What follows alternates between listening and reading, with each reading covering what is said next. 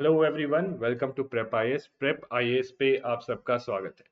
तो जैसा हमने कहा था, एक नया इनिशिएटिव ला रहे हैं जहाँ पे हम जो यूपीएससी मेंस का सिलेबस है और सिलेबस के जो प्रीवियस ईयर क्वेश्चन, मतलब हर टॉपिक को उसके प्रीवियस ईयर क्वेश्चन से रिलेट करते हुए एक इन डेप्थ एनालिसिस करेंगे।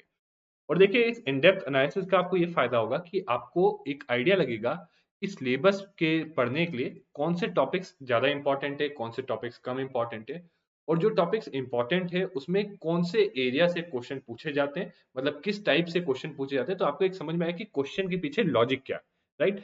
और जब आपको ये आइडिया लगेगा कि बेसिकली इस लॉजिक से क्वेश्चन जो बनते हैं, राइट, कि करंट अफेयर्स को और स्टैटिक को इसे मिला के क्वेश्चन बनते हैं, देन आपको एक क्लैरिटी आएगी कि आपके दिमाग में ये रहेगा कि जब भी आप पढ़ रहे होगे तो आप ये चीज हमेशा ध्यान में रखोगे कि एक्चुअली क्वेश्चन ऐसे बनते तो मुझे इसी जो है अंडरस्टैंडिंग के साथ पढ़ना है। साथ में हम जब आंसर भी थोड़ा बहुत डिस्कस करेंगे, राइट, ज्यादा डिटेल में डिस्कस कर पाएंगे आंसर, बिकॉज बहुत सारे क्वेश्चन है। बट इतना डिस्कस करेंगे ताकि आपको एक आइडिया लगे कि क्वेश्चंस के आंसर लिखने के लिए भी आपको क्या कंटेंट रिक्वायर्ड रहेगा। तो पढ़ते वक्त आपको ये भी एक दिमाग में रहेगा कि एक्चुअली जो आपको क्या क्या जो पढ़ने में कंटेंट जो है, जिसपे फोकस करना है, जिसके नोट्स बनाने हैं, वो क्या कंटेंट रहेगा। ठीक है।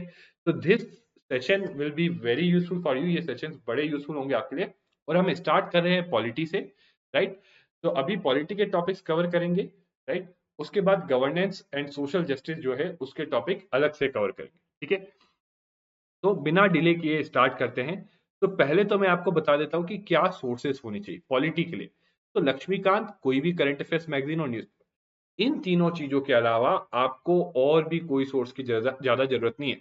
नाउ आजकल जैसे क्वेश्चन आ रहे हैं, इसमें कुछ लोग कह रहे हैं कि डीडी बसु ये सब करना चाहिए। तो अगेन, अगर आपको वो करना भी है इस टाइप की बुक्स, तो that you have to do selectively. मैं आपको आगे बताऊंगा कि किन एरियाज में जैसे इसकी जरूरत पड़ सकती है, राइट।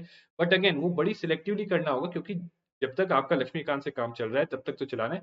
बट कहीं आपको लगे अगर नीड, तो अगेन सिर्फ उस टॉपिक के लिए, सिर्फ उस पोर्शन के लिए जो है आपको इन इस टाइप के रेफरेंस बुक्स को यूज करना है। ठीक है। And how to study. तो बेसिकली सिंपल, एक सिंपल आपको मेथड 1 2 3 4 5 स्टेप में बताता हूँ। पहले टॉपिक पढ़िए और उसकी क्लियर अंडरस्टैंडिंग डेवलप करिए। उसके बाद उस पे जो है शॉर्ट नोट्स बनाइए स्ट्रक्चर्ड फॉर्म में, राइट। तो इसका एक एडवांटेज ये होगा कि जब आपके पास स्ट्रक्चर्ड फॉर्म के लिए पहली चीज आपको चाहिए होगा फ्रेमवर्क, राइट। अब आप पूछोगे फ्रेमवर्क कहाँ से आएगा, तो फ्रेमवर्क इस एनालिसिस को देखोगे तो आपको एक क्लियर आइडिया हो जाएगा कि हर टॉपिक के लिए क्या फ्रेमवर्क रहता है। ठीक है। और जब आप स्ट्रक्चर्ड फॉर्म में कोई चीज पढ़ते हो, तो आप अपनी नॉलेज को बेटर ऑर्गेनाइज कर पाते हो। और जब आप अपनी नॉलेज को बेटर ऑर्गेनाइज कर लेते हो, तो उसको रिकलेक्ट करके आंसर लिखने में भी आपको हेल्प मिलती है। ठीक है। Now also try to answer previous year question of that topic. तो बेसिकली आपने कोई एक टॉपिक लिया, उसको पढ़ा, उस पर अच्छे से स्ट्रक्चर्ड नोट्स बना दिए। उसके बाद कोशिश करो कि आप उसके प्रीवियस ईयर क्वेश्चंस को जो है आंसर करें, राइट। नाउ अगेन, मैं जानता हूँ कि सारे प्रीवियस ईयर क्वेश्चंस का आंसर लिखना रेलेवेंट नहीं रहेगा, क्योंकि कुछ क्वेश्चंस ऑब्वियसली करंट अफेयर्स के हैं, जिसके लिए करंट की नॉलेज चाहिए, जो उस टाइम पे रेलेवेंट थे बट अब रेलेवेंट ना रहे।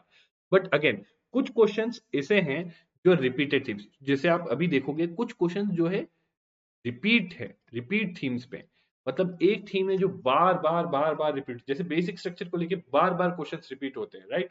या फिर आप सेपरेशन ऑफ पावर में जो है जुडिशरी की पावर्स को लेके ओवररीच या एक्टिविज्म के अराउंड जो है ये एक थीम है जिसपे बार बार रिपीट होते हैं। ठीक है। तो ऐसी जो रिपीट थीम वाले क्वेश्चन है उनको जरूर लिखिए और डिटेल में लिखिए और अच्छे से समझिए, क्योंकि उनका जो कंटेंट है वो आपको दोबारा यूज हो सकता है, क्योंकि वो थीम रिपीट होने की पॉसिबिलिटी ज्यादा है। उसके बाद ऑब्वियसली कुछ प्रैक्टिस क्वेश्चंस भी कर सकते हैं आप, राइट, जो आप मॉक टेस्ट वगैरह लगाते हैं वहां से।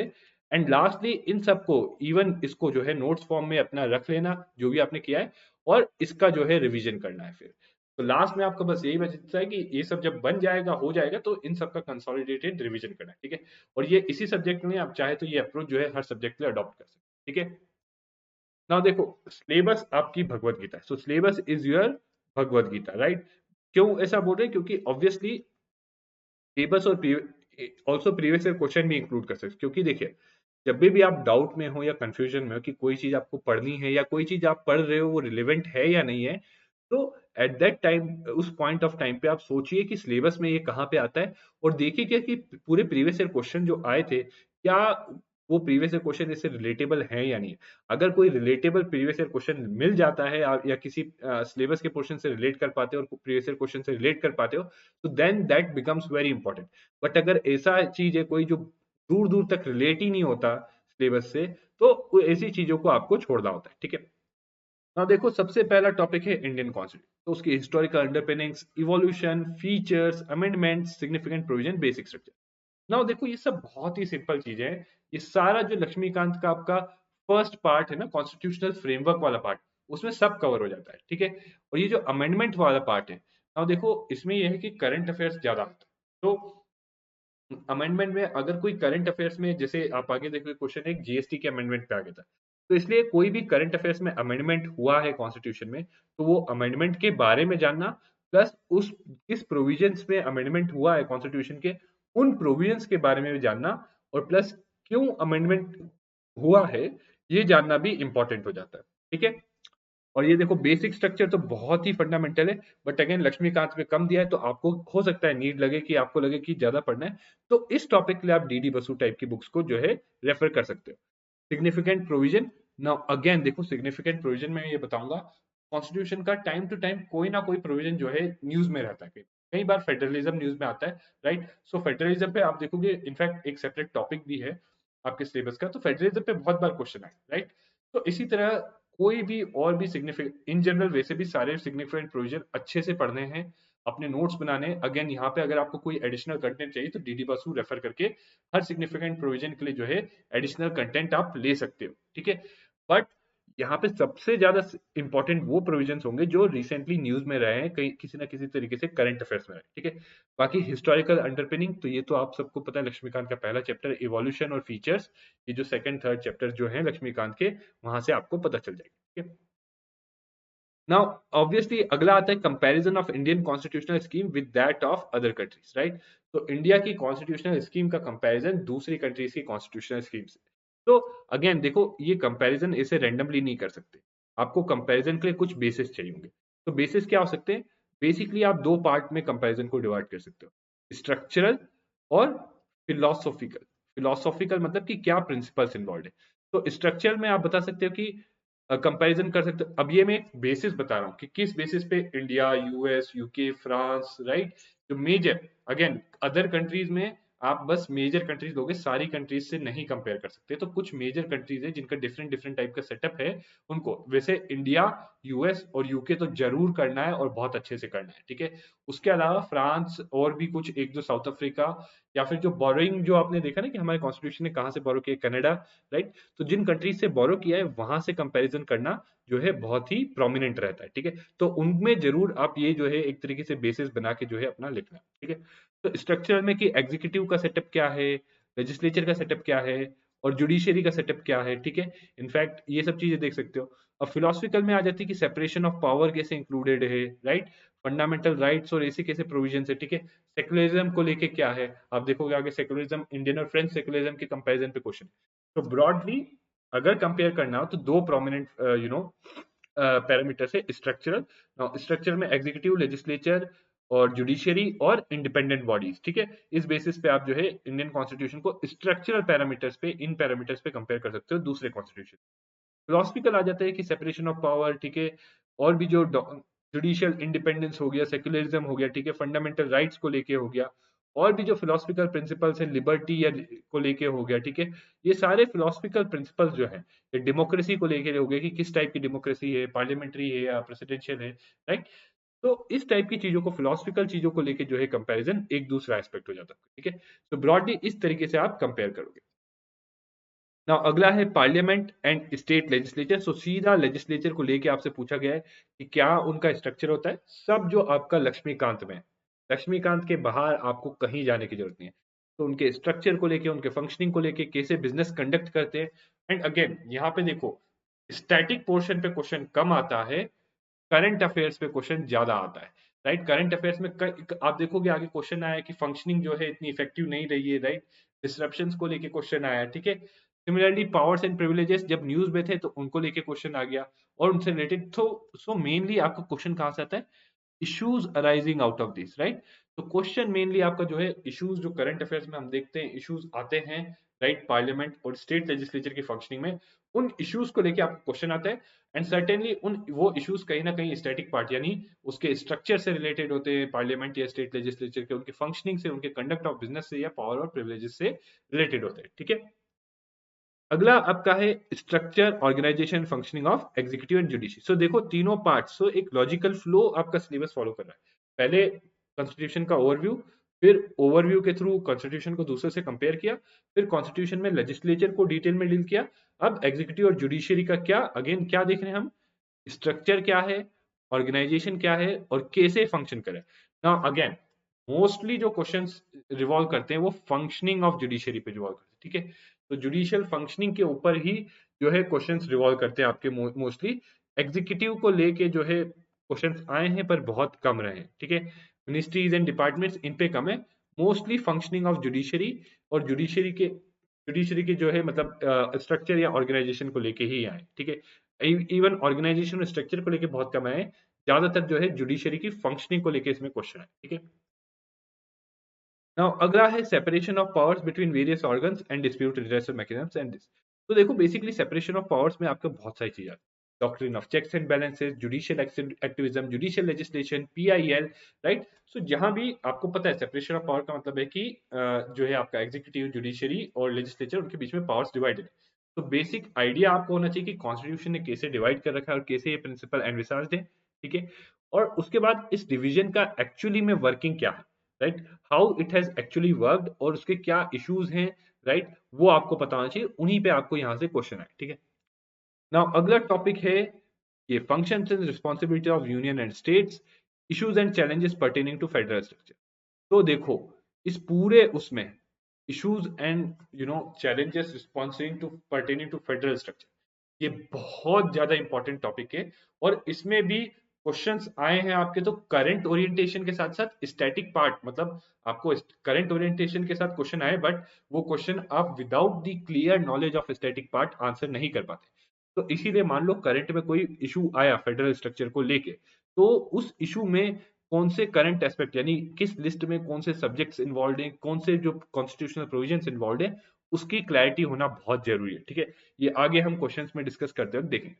और दूसरा फिर है लोकल बॉडीज को लेके।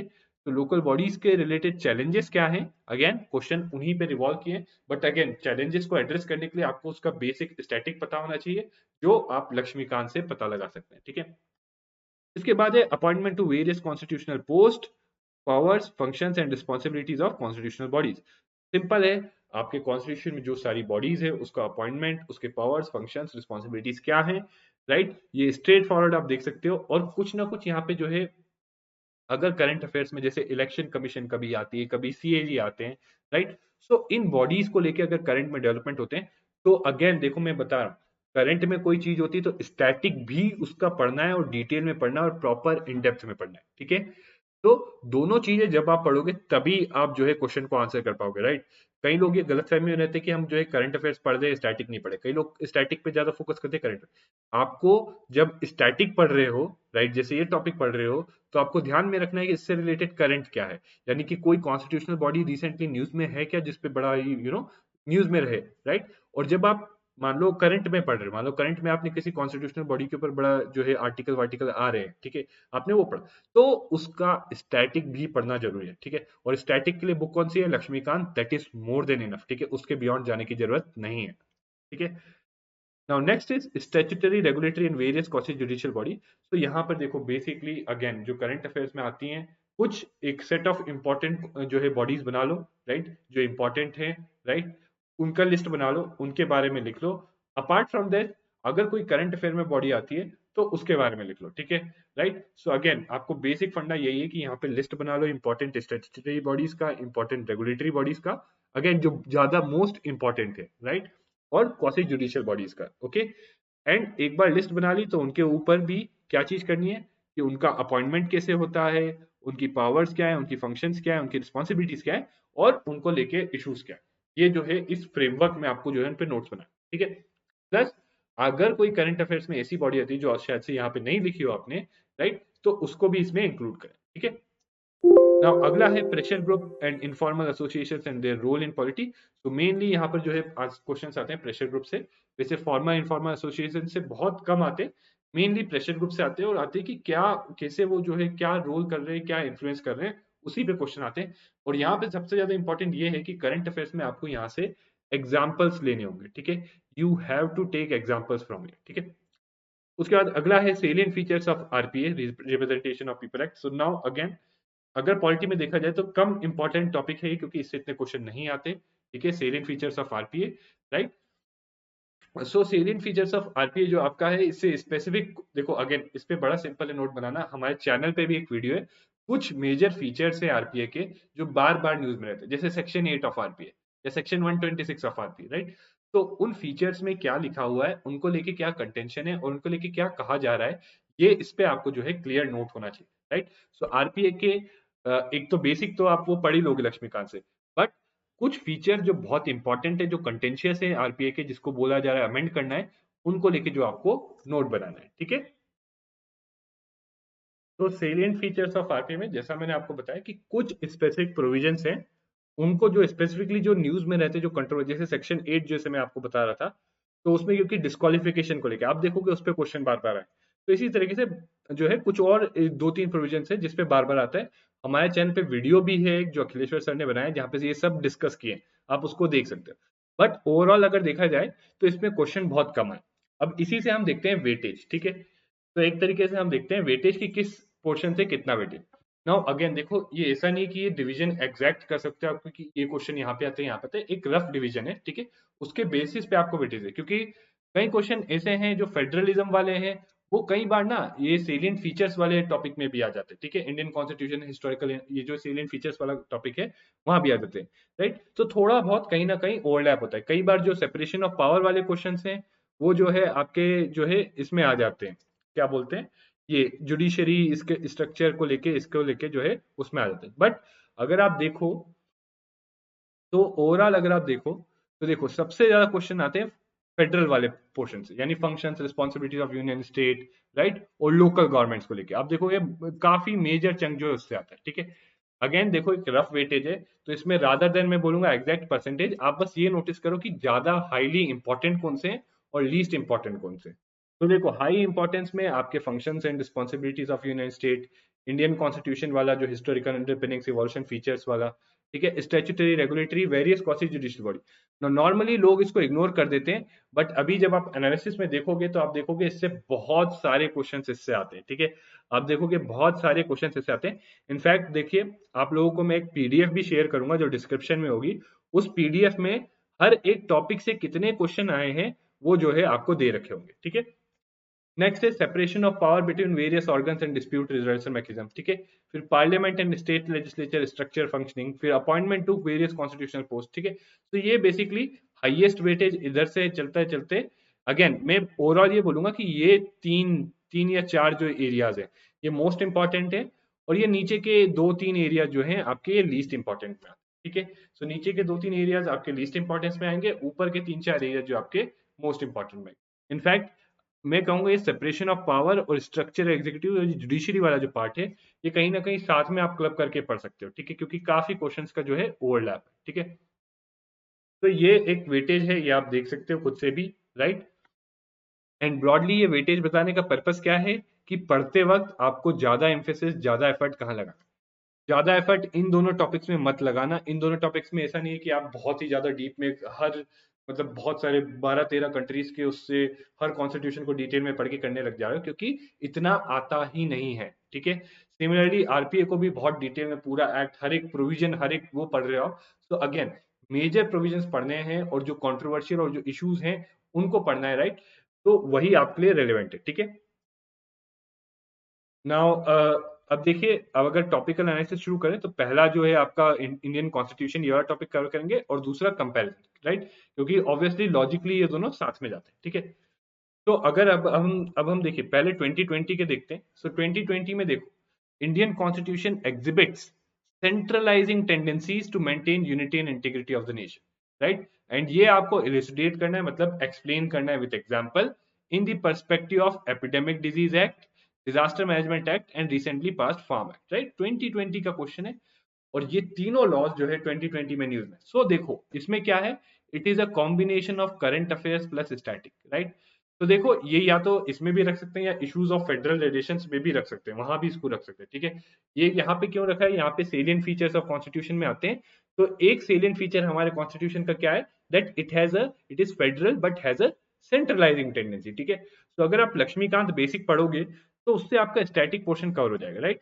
वहां से आप जो है इंट्रोडक्शन और ब्रीफ में जो बॉडी के जो कुछ एरियाज हैं, जैसे क्या सेंट्रलाइजिंग टेंडेंसीज है हमारे कॉन्स्टिट्यूशन की, और इंट्रोडक्शन वाला पार्ट, वो लक्ष्मीकांत से पढ़ के आप कर सकते हो, राइट। इंट्रोडक्शन में आप लिख सकते हो कि our constitution is quasi federal और our constitution is sui general, right. It has a it is a federation with a strong centre, और उसके पीछे लॉजिक भी क्या है वो भी आप बता सकते हो कि that it is to maintain unity and integrity, ठीक है। अब उसके बाद ऑब्वियसली बॉडी में आप बताओगे कि क्या वेरियस सेंट्रलाइजिंग टेंडेंसीज है हमारे कॉन्स्टिट्यूशन में। तो इसमें देखो स्पेसिफिकली आप बताओगे कि कॉन्स्टिट्यूशन फेडरल है तो उसमें पावर्स डिवाइडेड है 7th शेड्यूल में, राइट। आप सबको पता है 7th शेड्यूल में लिस्ट 1 2 3 में पावर्स डिवाइडेड है।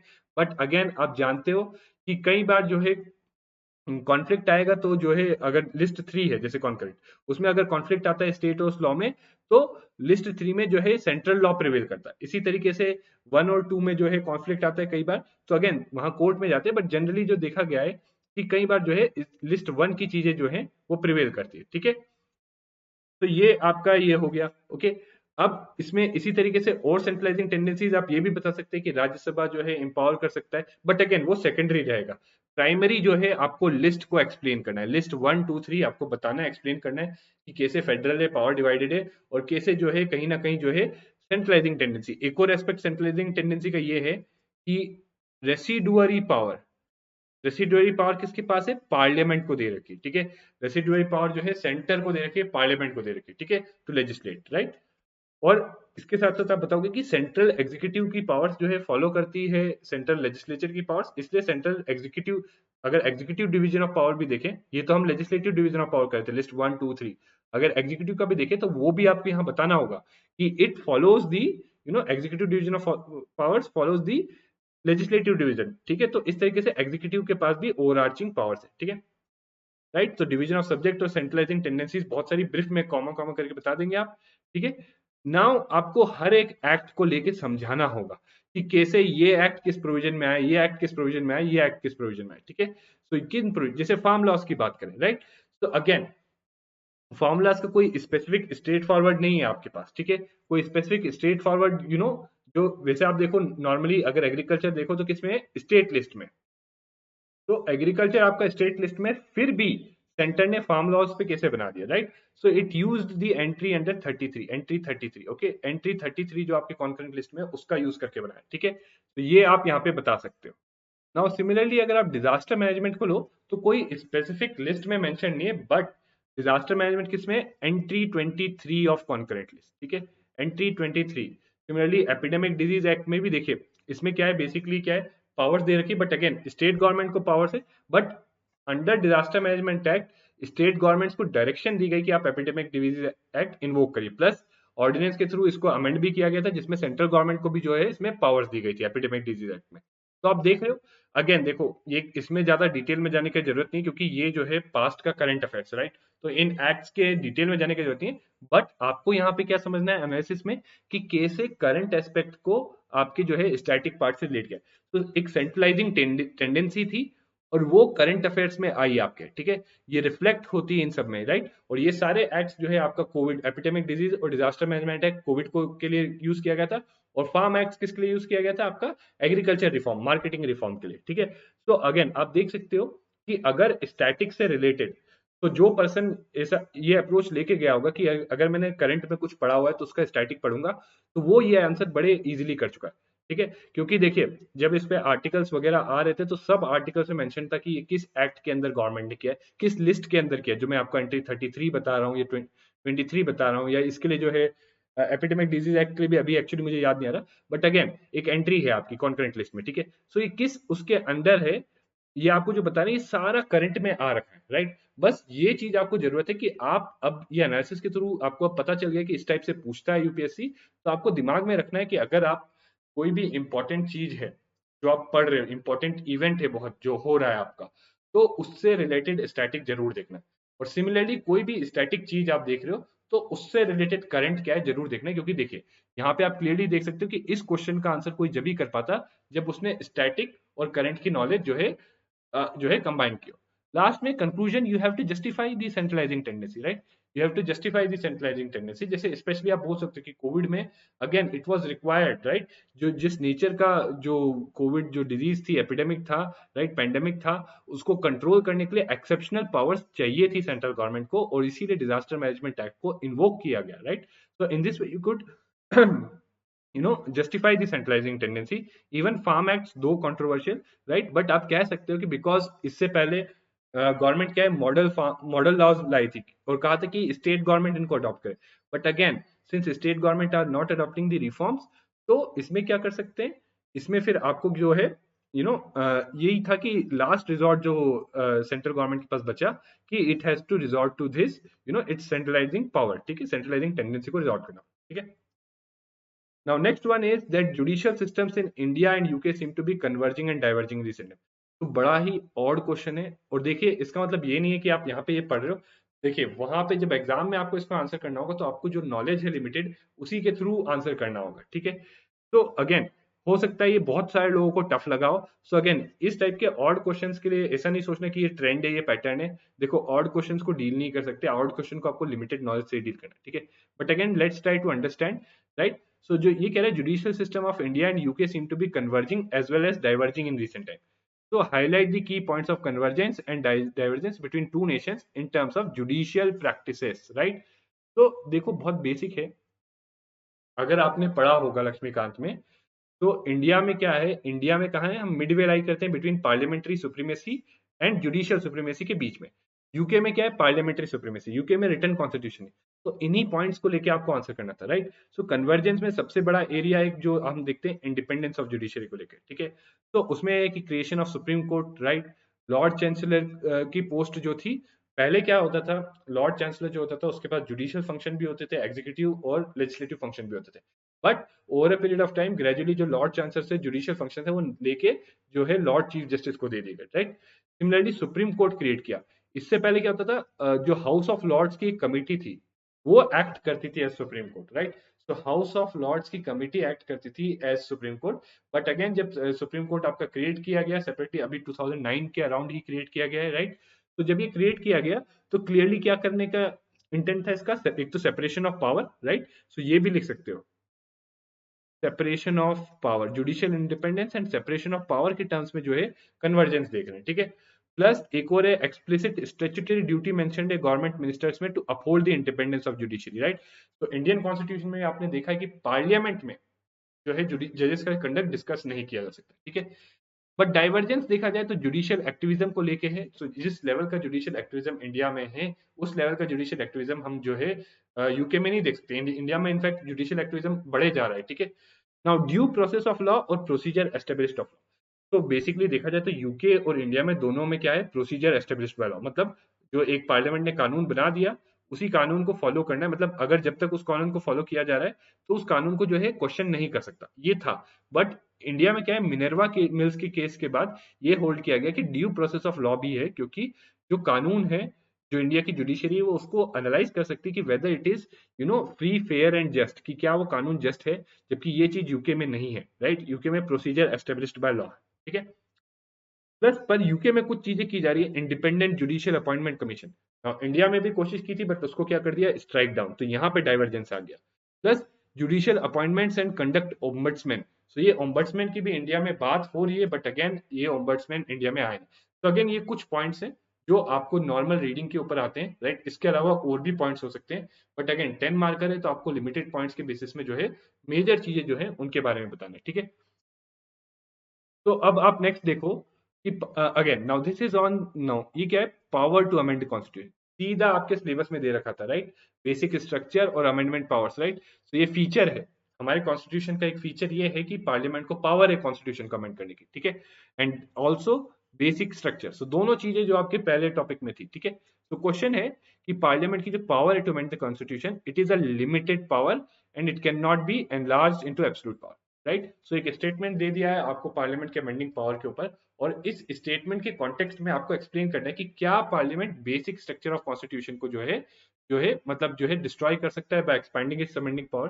तो अगेन बहुत ज्यादा बेसिक है, अगर आप लक्ष्मीकांत ढंग से पढ़ोगे तो आप इसको कर सकते हो, ठीक है। तो सिंपल चीज है, आप इसको पार्ट्स में ब्रेक करिए, ठीक है।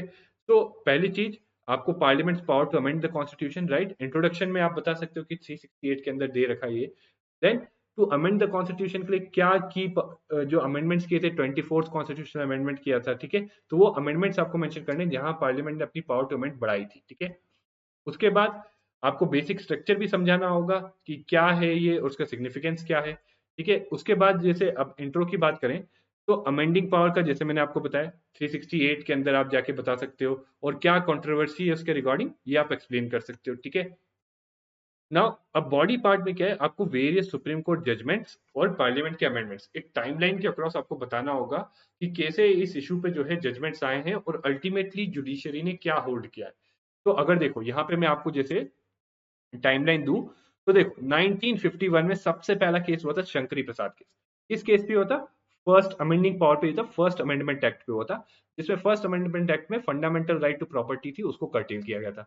तो वहां बोला गया parliament can amend fundamental rights, ठीक है। ये मैं बहुत ब्रीफ में एक्सप्लेन कर रहा हूँ। फिर गोलकनाथ केस आया, तो 17th constitutional amendment act, right, उसको चैलेंज हुआ उसमें, जिसमें 9th शेड्यूल आया था आपका, ठीक है। 9th शेड्यूल में चीजें डाल रहे, ठीक है। तो उसमें बोला गया parliament can not amend fundamental rights, ठीक है। देखो ये सारी चीजें अगर आपको डिटेल में पढ़नी है लक्ष्मीकांत में दे रखा है, ठीक है। दैट्स व्हाई मैं डिटेल में जा रहा हूं। फिर आया 24th कॉन्स्टिट्यूशनल अमेंडमेंट एक्ट, ठीक है। It amended the amending power. तो नाउ ये बहुत क्रक्स है कि 24th कॉन्स्टिट्यूशनल अमेंडमेंट एक्ट से पार्लियामेंट ने अपनी अमेंडिंग पावर अमेंड करके बढ़ा ली, right. And this give parliament the unlimited amending power. और ये चीज जो है आपके डायरेक्टली क्वेश्चन से रिलेट करता है कि क्या पार्लियामेंट जो है अपनी पावर को अनलिमिटेड बना के जो बेसिक स्ट्रक्चर को वायलेट कर सकता है या नहीं कर सकता, राइट। तो आपके लिए 24th constitutional amendment act mention करना बहुत जरूरी है। बट उसके बाद आप बताओगे कि केशवानंद भारती केस में इसी के ऊपर हुआ, तो उसमें यह अपहोल्ड किया कि पार्लियामेंट के पास सर्टेनली अमेंडिंग पावर है और फंडामेंटल राइट्स को अमेंड कर सकता है। बट एक पोर्शन हमारे कॉन्स्टिट्यूशन का ऐसा है जिसको हम कहते हैं बेसिक स्ट्रक्चर, जिसको पार्लियामेंट अमेंड नहीं कर सकता। इनफैक्ट इसके बाद अगला केस आप बताओगे मिनर्वा मिल्स केस, जो 42nd amendment constitution amendment act को चैलेंज करते हुआ था। उसमें क्या था, उसमें अगेन जो पावर्स थी उसको अनलिमिटेड कर दिया था और जुडिशियल रिव्यू को एक्सक्लूड कर दिया था, ठीक है। कि पार्लियामेंट कोई भी अमेंडमेंट करेगा तो उस पर जुडिशियल रिव्यू लगेगा ही नहीं, राइट। तो ये कर दिया गया। बट इसमें सुप्रीम कोर्ट ने होल्ड किया, और ये जो है पोजीशन है आज के डेट में भी, कि parliament can not exclude judicial review and limited amending power itself is a part of basic structure, right. तो क्या ये पोर्शन आपके क्वेश्चन को आंसर करता है? यस। तो since limited amending power he part of basic structure of constitution है, तो सर्टेनली पार्लियामेंट अपनी अमेंडिंग पावर्स को जो है बढ़ा के जो है एक्सपैंड करके जो है बेसिक स्ट्रक्चर ऑफ कॉन्स्टिट्यूशन को डिस्ट्रॉय नहीं कर सकता, ठीक है। तो आई होप यहां से क्लियर की, क्योंकि जुडिशियल रिव्यू और लिमिटेड अमेंडिंग पावर जो है पार्ट है। तो दैट्स वाई जो है पार्लियामेंट, इसका आंसर क्या हो जाएगा, इसका आंसर इस तरीके से आपको लॉजिकली एक्सप्लेन करते हुए बताना है कि इसका आंसर होगा नो, राइट। इस तरीके से आपको एक्सप्लेन करते हैं, ठीक है। ये ध्यान रखना है, आपको एक्सप्लेन करना है तो चीजें बतानी होगी, ठीक है। तो अल्टीमेटली आप लिख सकते हो parliament can not under article 368 expand its amending power so as to acquire itself right to repeal or abrogate the constitution or destroy the basic structure, right? This is how you would have concluded, ठीक है। Next is Coelho case. Now again एक चीज मैं बोलूंगा, लक्ष्मीकांत में जो सारे cases है, इनफैक्ट चलो लक्ष्मीकांत में एक तो केसेस की लिस्ट में आया, कई पब्लिकेशंस या वो आती है जिसमें दे रखा है most important judgments of Supreme Court, right. वो ले लो और उसमें से मोस्ट इंपॉर्टेंट 15 to 20 जजमेंट्स को अच्छे से पढ़ लो। उस जजमेंट में क्या आपका जो पार्लियामेंट कॉन्स्टिट्यूशन के फीचर्स इन्वॉल्व थे या क्या जो स्टैटिक पार्ट इन्वॉल्व था, राइट, जो लक्ष्मीकांत में आप पढ़ सकते हो वो देखो, क्योंकि ये बहुत इंपॉर्टेंट है। आप देख रहे हो बार बार केसेस जो जो इस पोर्शन से आ रहे हैं, it requires you knowledge of these important landmark judgments. तो एक चीज एडिशनल सोर्स आपको जो करनी है, या तो आप अलग से भी कर सकते हो लैंडमार्क जजमेंट गूगल पे सर्च करके भी, बट लैंडमार्क जजमेंट्स जरूर अच्छे से पढ़ना है। और जब जजमेंट पढ़ोगे तो किस चीज को लेके वो जजमेंट है, राइट। जैसे यहाँ पे पिछला वाला किस चीज को लेके जजमेंट है, मिनर्वा मिल्स का और दी अमेंडिंग पावर, ठीक है। सिमिलरली वो भी 42nd कॉन्स्टिट्यूशन एक्ट में, ठीक है। तो इसी तरीके से लैंडमार्क जजमेंट किस चीज को लेके है और क्या जजमेंट है, राइट, और क्या प्रिंसिपल्स के बेसिस पे जो वो जजमेंट दिया गया, ठीक है। So what was held in Coelho case? Can you say that judicial review is of key importance among basic structure of the constitution? ठीक है। तो सिंपल आपको बताना है कि कोहेलो केस में क्या हेल्ड किया, कि judicial review is the part of the basic structure. और ऐसा नहीं कर सकते आप कि कोई भी लॉ जो है you know and inserting any law in the 9th schedule of the constitution would not protect it from judicial scrutiny. तो अगेन एक चीज यहाँ पे होल्ड की थी कि एक और ऑल्सो एक डेडलाइन रखी थी डेट की, राइट, कि इस डेट से पहले, राइट, जो आपका केशवानंद भारती केस था उस डेट से पहले जो है, अगेन उस पर तो कुछ नहीं होगा, बट उस डेट के बाद कुछ भी आप 9th शेड्यूल में डालोगे तो that would be subject to judicial review, ठीक है। तो ये जो है था कोहेलो केस में होल्ड किया, ठीक है। प्लस फिर आपको एक्सप्लेन करना है क्या है आइडिया बेसिक स्ट्रक्चर का, राइट, क्या वेरियस फीचर्स है, राइट, एंड फिर आपको बताना है कि कैसे, then you have to explain कि how judicial review is important, क्योंकि इट इज ओनली थ्रू, अगर आप पिछला केस भी देखो, it it is only through judicial review कि पार्लियामेंट एग्जामाइन कर सकता है कि जो कॉन्स्टिट्यूशनल अमेंडमेंट आए। तो अगर जुडिशियल रिव्यू इसलिए फंडामेंटल है, इसीलिए अगर पार्लियामेंट मान लो कोई अमेंडमेंट लाता है, उसमें कोई भी बेसिक स्ट्रक्चर ऑफ कॉन्स्टिट्यूशन को वायलेट करता है या अंडरमाइन करता है, ठीक है, तो उसको रोका कैसे जा सकता है? उसको रोका जा सकता है through judicial review only, through the power of judicial review only. और इसीलिए जो सुप्रीम कोर्ट ने कहा कि जो जुडिशियल रिव्यू है that is part of basic structure. तो अगर कुछ भी ऐसा होता है तो जुडिशियल रिव्यू में आप जा सकते हो सुप्रीम कोर्ट के पास। Supreme court using its power of judicial review क्या कर सकता है, उसको जो है जो ऐसे अमेंडमेंट्स हैं जो बेसिक स्ट्रक्चर को वायलेट करते हैं उसको स्ट्राइक डाउन कर सकता है। तो इस तरीके से जुडिशियल रिव्यू के बिना आप बेसिक स्ट्रक्चर को प्रोटेक्ट नहीं कर सकते। It is the only the power of judicial review which itself is part of basic feature, कि हम जो है दूसरे बेसिक फीचर्स को प्रोटेक्ट कर पा रहे हैं, ठीक है। So it helps in implementing the idea of basic structure and protecting it and checking the arbitrary exercise of power, ठीक है। So it also helps in protecting rights of people। अब यहाँ आपको एग्जांपल्स देने हैं एनजैक केस का। तो एनजैक case में जुडिशियल रिव्यू किया और कहा कि judicial independence is part of basic structure, और जो एनजैक लाया जा रहा है जुडिशियल अपॉइंटमेंट कमीशन, वो उसको वायलेट कर रहा है, इसलिए उसको स्ट्राइक डाउन कर दिया। Same case goes with triple तलाक, सबरीमला, श्रेया सिंगल केस, ठीक है। इस तरीके से आप जो है ये एग्जांपल देके अपने पॉइंट को हाईलाइट कर सकते हैं, ठीक है। And conclude on a positive note of judicial review, that how judicial review has helped, okay। And now next is on federal feature, right, federal principle को लेके जो अगेन आपका सेलियंट फीचर है आपके कॉन्स्टिट्यूशन का, ठीक है। तो अगेन ये चाहे तो आप यहाँ पे ले सकते हो या फिर आप इसको जो है वहां पे भी डील कर सकते हो, again issues relating to federal, ठीक है। Now federal principle is dominant in our constitution, right. Though the federal principle is dominant in our constitution and that principle is one of its basic structure, it is equally true that federalism in the Indian constitution leans strongly in favor of center, a feature that militates against the concept of strong federalism। Now again ये पूरा purely static है, और अगर आप देखो it is a repeated theme. क्या है? एक रिपीटेड थीम है कि हमारे कॉन्स्टिट्यूशन में क्या चीज फेडरल है और क्या चीज सेंट्रलाइजिंग टेंडेंसी, जो हमने पिछला वाला पढ़ा था कि centralising tendency of the constitution. तो अगर कोई बंदा ये वाला क्वेश्चन कर जाता तो उसको पता होता कि क्या फीचर्स हैं जो सेंट्रलाइजिंग टेंडेंसी देते हैं, और वो वहां पे with some knowledge of current affairs easily उस क्वेश्चन को डील कर लेता। तो that's why it is said कि आपका ये जो प्रीवियस क्वेश्चन है इसका एनालिसिस करना इंपॉर्टेंट है, ठीक है। तो बड़ा ही बेसिक है, आपको डिस्कस करना है सिंपल। सो डिस्कस करने में आप सिंपल है कि आप पहले जो है बताओगे फेडरलिज्म, दैट इट इज, इसके क्या प्रिंसिपल्स हैं फेडरलिज्म के, और सुप्रीम कोर्ट ने जैसे एसआर बोमाई केस में होल्ड किया था federalism is part of basic structure, ये भी बताओगे आप, ठीक है। तो अगेन डिस्कस में जो जो चीजें हैं आपको यहाँ पे आर्टिकल्स, जजमेंट्स, सो अगेन यहाँ मैं आर्टिकल्स नहीं बता रहा, बट आपको आर्टिकल्स लिखना बहुत ही ज्यादा वाइटल है, ठीक है। It is very vital for you to write articles and judgments of Supreme Court, ठीक है। It gives a credibility to your answer, ठीक है। देन आप बाद में बताओगे कि इट इज इक्वली ट्रू। तो फेडरल फीचर्स बताने के बाद आप बताओगे ऐसे फीचर्स जहां आप शो करोगे कि जो है it leans towards a strong centre, right. But फिर बाद में आप बताओगे does it militate against strong federalism. So यहाँ पे आप थोड़ा एक व्यू दोगे अपना कि नहीं, राइट, कुछ एक्सटेंट तक करता है, बट अगेन कुछ एक्सटेंट तक ये देखा गया है कि जो सारे एंटिटीज हैं, जो स्टेट्स हैं, they get their power out of constitution, ठीक है। तो फेडरलिज्म को अंडरमाइन नहीं करता, रादर आप कंक्लूड किससे करोगे, our federation is sui generis. Sui generis मतलब it is unique, it is as per our needs, right. तो our federation is quasi federal या स्वी जनरस। तो देखो एक ही चीज को, इसी चीज को आप बार बार यूज कर सकते हो, ठीक है। Just a second. तो आप इसको, जैसे मैंने आपको बताया कि आप इसको स्वी जनरस, राइट, तो स्वी जनरस या क्वासी फेडरल बोल के जो है आप इसको डिस्कस कर सकते हैं, ठीक है।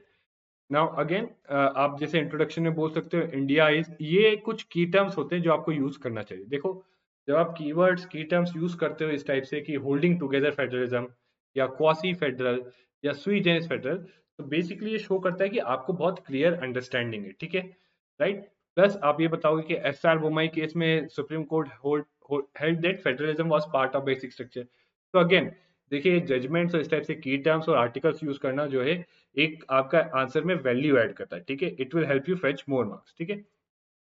Now then you have to highlight the federal features, ठीक है, जो आप लक्ष्मीकांत में पढ़ते हो, ठीक है। सब्सिक्वेंटली आपको हाईलाइट करने यूनिटरी फीचर्स, ओके। बहुत सारी लंबी लिस्ट है, आप यहाँ पे देख सकते हो, ठीक है। और कंक्लूजन में obviously you say it is unique because it accommodates for regional autonomy, ठीक है, it accommodates for regional sorry for the disruption, कुछ टेक्निकल आया था। तो अगर हाँ आप ये पीछे का देख नहीं पाओगे, so now it must be visible to, ठीक है।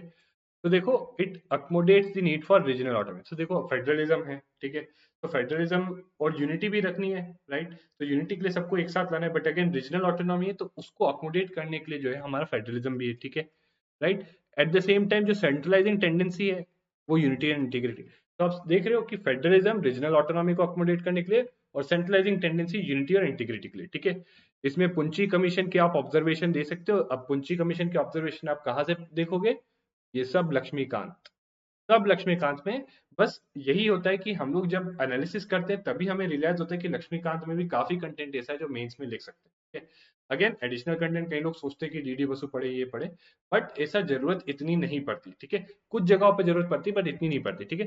तो पुंची कमीशन की ऑब्जर्वेशन दे सकते हो। और देखो ऐसा नहीं है, यहाँ पे ये जो कंटेंट मैं आपको बता रहा हूँ आगे भी फेडरलिज्म पे क्वेश्चन आएगा, आप इसको यूज कर सकते हो, ठीक है। तो कोऑपरेटिव फेडरलिज्म विल बी की for sustaining India's unity, integrity, social economic development in future, right. तो इस बेसिस पे आप बोल सकते हो कि इंडिया का फेडरलिज्म है, सेंट्रलाइजिंग टेंडेंसी है, but again in practice India के फेडरलिज्म को कोऑपरेटिव मतलब जो बन रहा है, right, so it will help in sustaining the unity, ठीक है। तो principles of cooperative federalism may act as a practical guide for politicians, right? So function किस बेसिस, जो कॉन्स्टिट्यूशन में है, और असली में फंक्शन किस प्रिंसिपल्स पे करना चाहिए? On the principles of cooperative federalism, ठीक है। तो देखो इस टाइप के कंक्लूजन देना, it will fetch you more marks, ठीक है। आपको जो भी मार्क्स लेने हैं, सो इस टाइप का कंक्लूजन जब आप देते हो तो इट गिव्स यू नो एक एकदम एप्ट कंक्लूजन है कि आपको एक क्लियर आइडिया देते हैं कि एक्चुअली क्या करना चाहिए, ठीक है। तो अब नेक्स्ट क्वेश्चन देखते हैं हम, राइट, जस्ट अ सेकेंड। तो नेक्स्ट आपका है ये फंडामेंटल राइट्स पे, ठीक है। सो fundamental rights again is a part of your salient features, right. So salient features में आता है, राइट, आपके फीचर्स में आता है फंडामेंटल राइट्स, ठीक है। तो अगेन देखो क्वेश्चन क्या आया, हमने पीछे भी देखा था, जो उधर देखा था सबसे पहला क्वेश्चन फेडरलिज्म सेलिएंट फीचर था, बट क्वेश्चन क्या है उसे करंट से रिलेट करते हैं। तो सुप्रीम कोर्ट जजमेंट आया था 2017 में राइट टू प्राइवेसी पे लेके के एस पुट्टस्वामी केस, ठीक है, के एस पुट्टस्वामी केस में, ठीक है। तो उसको ले लिया। अगेन मैं यहाँ पे फिर से एम्फेसाइज करूँ, जिसने उस वक्त ये जजमेंट पढ़ा होगा, ये जजमेंट पढ़ने के साथ अगर स्टैटिक एस्पेक्ट भी पढ़ा होगा तो वो बड़े आसानी से ये कर पाएगा, ठीक है। And again Supreme court judgment में राइट टू प्राइवेसी को बड़े अच्छे से उसने उस वक्त जो सुप्रीम कोर्ट ने इलेबरेट किया था कि ये एस्पेक्ट्स हैं, इंफॉर्मेशनल प्राइवेसी, ये प्राइवेसी, ये प्राइवेसी, ठीक है। तो वो चीजें भी बतानी है, प्लस स्टैटिक पार्ट भी बताना है कि केसेस फंडामेंटल राइट्स में स्पेशली आर्टिकल 21 आपका जो है वो जो है कॉन्टिन्यूसली एक्सपैंड करते जाए, ठीक है। इनफैक्ट ये बहुत ही एक थीम है जिसपे क्वेश्चन आना हाईली प्रोबेबल है, कैसे आर्टिकल 21 जो है कॉन्स्टेंटली एक्सपैंड करते जा रहा है और जो राइट्स, जो फंडामेंटल राइट्स है उनको एनहांस कर रहा है, ठीक है। तो आपको क्या करना है, एग्जामाइन करना है। तो एग्जामाइन करते वक्त ये नहीं कि सिंपली आप बोलोगे कि scope of fundamental rights expand हो रहा है, आपको ये भी बताना है कि कॉन्स्टिट्यूशन में साथ में लिमिटेशंस भी हैं, ठीक है। तो you have to also tell. So introduction you mentioned about fundamental rights, you mentioned some articles in part 3 and their importance की political democracy और full development of India, जो सब आप लक्ष्मीकांत से देख रहे हो। अब मोस्टली कंटेंट यहाँ पे जो है लक्ष्मीकांत से ही है, ठीक है। It's all about using that content, ठीक है। फिर you will tell various aspects, various fundamental rights covering various aspects, then highlight how Supreme Court is expanding in scope through wider interpretation. तो देखो एग्जामाइन करना है तो आपको ये तो पता नहीं कि स्कोप एक्सपांड हो रहा है, बट कैसे? क्योंकि सुप्रीम कोर्ट एक वाइडर इंटरप्रिटेशन दे रहा है, पर्टिकुलरली आर्टिकल 21 और 19 को, ठीक है। आर्टिकल 21 और 19 का वाइडर इंटरप्रिटेशन, ठीक है। सबसे पहला ये Maneka case, I hope आपने लक्ष्मीकांत में देखा होगा कि इसमें कैसे वाइडर इंटरप्रिटेशन लिया था आर्टिकल 21 का, ठीक है। इसमें दो वेज में लिया था, एक तो कि लिबर्टी का मतलब जो है बहुत ही एक्सपेंसिव होगा, वाइडेस्ट टर्म में होगा, ठीक है, लाइफ भी सिंपल एग्जिस्टेंस नहीं बट लाइफ विद डिग्निटी। और साथ में ये भी कहा था कि it is protected not only against the executive action but also legislative action. ठीक है, तो एग्जीक्यूटिव के साथ साथ लेजिस्लेटिव एक्शन से भी प्रोटेक्टेड करते हैं ये फंडामेंटल्स। ठीक है, फिर केएस पुट्टस्वामी केस में तो आप बताओगे राइट टू प्राइवेसी, इलेबरेट करोगे। हादिया केस भी एक हुआ था जिसमें ये था कि मैरिज को जो चॉइस है, राइट टू चॉइस टू किससे मैरी करना है, ये चॉइस होती है, that is also part of our fundamental right. ठीक है, तो इस तरीके से आप एग्जांपल्स देके सब्सटेंशिएट करोगे कि over a period of time supreme court ने through wider interpretation through these judgments, right, ये Maneka case, case Puttaswamy, Hadiya case, इन जजमेंट्स के थ्रू जो है इसका जो है स्कोप क्या किया है, एक्सपैंड किया है। ठीक है, बट उसके बाद ये नहीं कि यहीं पे conclude, they are still subject to reasonable limitations. ठीक है, there are reasonable limitation 31A, 31B, 31C, public order, morality, emergency period. तो all these are some limitations. Okay, कुछ रीजनेबल लिमिटेशन है और कुछ अदरवाइज जो लिमिटेशंस कॉन्स्टिट्यूशन ने दे ही रखी है। ठीक है, स्कोप पे। बट ओवरऑल आपका कंक्लूजन ये होना चाहिए कि fundamental rights are ever expanding, right, with emerging notions of social order. तो जैसे जैसे सोसाइटी चेंज हो रही, तो देखो केएस पुट्टस्वामी केस में राइट टू प्राइवेसी के बारे में क्यों बोला गया, क्योंकि सोसाइटी चेंज हुई और आज की डिजिटल सोसाइटी में प्राइवेसी इज अंडर वेरी, मतलब बहुत ज्यादा थ्रेट में है, राइट। तो इसीलिए राइट टू प्राइवेसी को जो है फंडामेंटल राइट में इंक्लूड कर लिया। ठीक है, तो बट ऐसा भी नहीं कि अनलिमिटेड है, they are subject to reasonable restriction, they are not absolute. ठीक है, तो ये आप बता सकते हैं। नाउ अगला है आपका discuss the each adjective attached to the word republic in the preamble and are they defendable in present circumstances. तो ये बताना है कि जो आपको इसके लिए क्या है, आपको बेसिक नॉलेज होनी चाहिए कि प्रीएम्बल आपको रटा होना चाहिए बाय हार्ट। ओके, डायरेक्टली नहीं तो इनडायरेक्टली आपको कई बार आंसर लिखने में हेल्प करेगा। ठीक है, सो प्रीएम्बल आपको पता होना चाहिए। तो यहाँ पर देखो तो रिपब्लिक जो है उसके साथ क्या है, सॉवरेन, सोशलिस्ट, सेक्युलर, डेमोक्रेटिक। तो हर एक वर्ड को डिस्कस करना है। अब आप हर एक वर्ड को डिस्कस करोगे तो इसका मतलब उसको एक्सप्लेन करोगे, साथ में उसके डिफरेंट एस्पेक्ट्स है उनके बारे में बताओगे। जैसे अगर मैं सेक्युलर बोलूं तो अब मैं बोलूंगा कि इंडिया इज सेक्युलर, राइट। और क्यों सेक्युलर, क्योंकि ये प्रोविजन है हमारे कॉन्स्टिट्यूशन में। ठीक है, बट साथ में ये बताऊंगा कि Indian secularism is different from western secularism. ठीक है, और फिर उसको एड्रेस करूंगा कि how defendable are they in the present circumstances. ठीक है, अगेन देखो दे आर डिफेंडेबल, हालांकि आप बोल सकते हैं कुछ एक्सेप्शंस होते हैं बट मोर और लेस दे आर डिफेंडेबल। जैसे सेक्युलरिज्म के केस में मैं बोलूंगा कि सर्टेनली, ऐसा नहीं है कि सर्टेनली कम्युनल इंसिडेंट्स, राइट्स वगैरह हुए हैं, बट इसका मतलब ये नहीं कि सेक्युलरिज्म डाइल्यूट हो गया। ठीक है, कि अगर आज की डेट में भी कोई आपका राइट टू रिलीजन वायलेट करता है which is a fundamental right, तो आप कहाँ जा सकते हो, सुप्रीम कोर्ट के पास, राइट। Supreme court has the power, right, under article 32 आप सुप्रीम कोर्ट के पास जा सकते हो। तो ये एग्जाम्पल देते हो, ऐसे बताते हो, आप कहोगे कि yes they are defendable. Same case जाएगा सोशलिज्म, सोशलिस्ट का। तो यहाँ भी आप बताओगे कि इंडिया का सोशलिज्म डिफरेंट है, सोशलिस्ट होने का मतलब क्या है, और इंडिया का सोशलिज्म डिफरेंट है। इंडिया का है गांधीयन सोशलिज्म, नॉट मार्क्सियन। अब ये मैं कहाँ से बता रहा हूँ, लक्ष्मीकांत से। ठीक है, तो अगेन सोशलिज्म डिफरेंट है, और again are they defendable. So again in present circumstances आप सर्टेनली बताओगे कि एलपीजी रिफॉर्म्स आए, उसके बाद उसके बाद हमने ओपन अप किया इकोनॉमी को, और कैपिटलिस्ट कहीं इन्फ्लुएंस ज्यादा हो गया।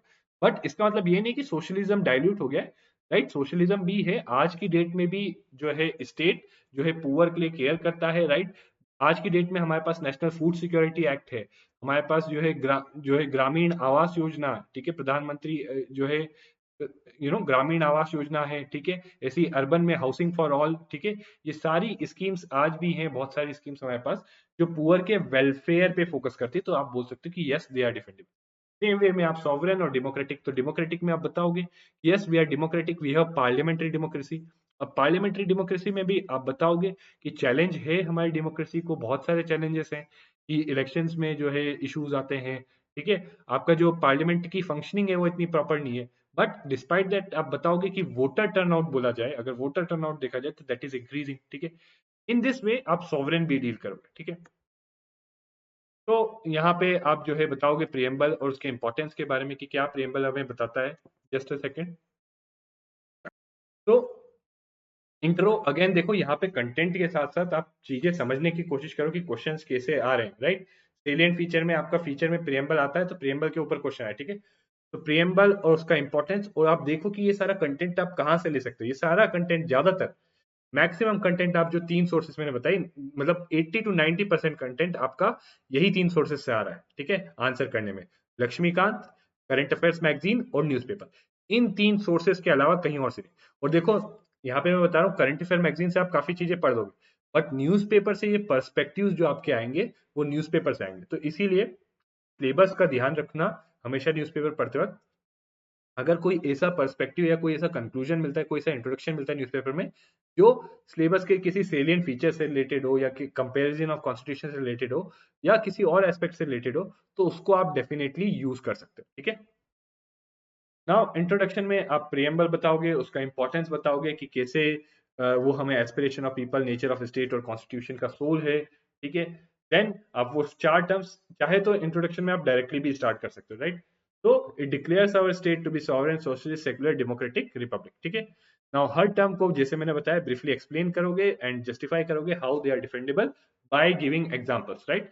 एट द सेम टाइम ये नहीं है कि आप पूरा डिफेंड कर दोगे, यू विल आल्सो एक्नॉलेज कि कुछ इश्यूज भी हैं, ठीक है, which undermine, right? तो लास्ट में कंक्लूजन, ऑब्वियसली आपको यहाँ पे ऑप्टिमिस्टिक कंक्लूजन देना होगा। आप यहाँ पे ऐसा नहीं बोल सकते कि इट इज नॉट डिफेंडेबल, ठीक है। You have to give an optimistic conclusion, ठीक है। नाउ नेक्स्ट ये देखिए, ये थोड़ा 2015 के क्वेश्चंस हैं, ठीक है, पीछे के हैं। Now this is a current affairs oriented, ठीक है, करंट प्लस स्टैटिक, राइट। तो मैं ज्यादा डिटेल में डिस्कस नहीं करना चाहूंगा क्योंकि उस टाइम का था, ये उस टाइम पे रिलेवेंट था, अभी इतना रिलेवेंट नहीं है, ठीक है। So simply possible factors that inhibit the enacting for its citizen a uniform civil code, right. तो यूनिफॉर्म सिविल कोड उस टाइम पे 2015 में बहुत न्यूज में था, राइट। कह रहे थे कि इसको इनेक्ट करना चाहिए, सुप्रीम कोर्ट ने कहा था कि bring a uniform civil code, right. तो you need to see what are the factors, right. अगर उस टाइम कोई न्यूज़पेपर पढ़ रहा होता, तो देखो करंट एस्पेक्ट ये है कि आपको पता होना चाहिए कि डीपीएसपी में again you have to mention the specific article. कौन सा आर्टिकल? आर्टिकल 44। तो जब तक आप, अगर आप ये क्वेश्चन का आंसर करते हो बट आर्टिकल 44 नहीं मेंशन करते, तो आपका आंसर इतना अच्छा नहीं लगेगा। बट अगर आप आर्टिकल 44 मेंशन करके आप बताते हो तो it will look good, okay. तो आर्टिकल्स मेंशन करना, और you might even get a half a mark extra for it, okay. तो आर्टिकल्स मेंशन करना जरूरी है, राइट। तो स्टैटिक पार्ट ये है कि आर्टिकल्स पता होना चाहिए, यूसीसी क्या है, उस आर्टिकल में क्या लिखा हुआ है। और करंट अफेयर्स पार्ट ये होना चाहिए कि क्या डिबेट चल रहा है उस पे, राइट, यूसीसी पे, कि क्या यूसीसी को लेकर डिबेट है, कि क्यों नहीं हो सकता, क्यों हो सकता है, ठीक है। तो इस तरीके से आपको अगेन यहाँ पे जो सेम चीज मैं रिपीट कर रहा हूँ, करंट पढ़ोगे तो स्टैटिक जरूर पढ़ लेना, स्टैटिक पढ़ोगे तो करंट जरूर पढ़ना, ठीक है। This is a very comprehensive way to study, ठीक है।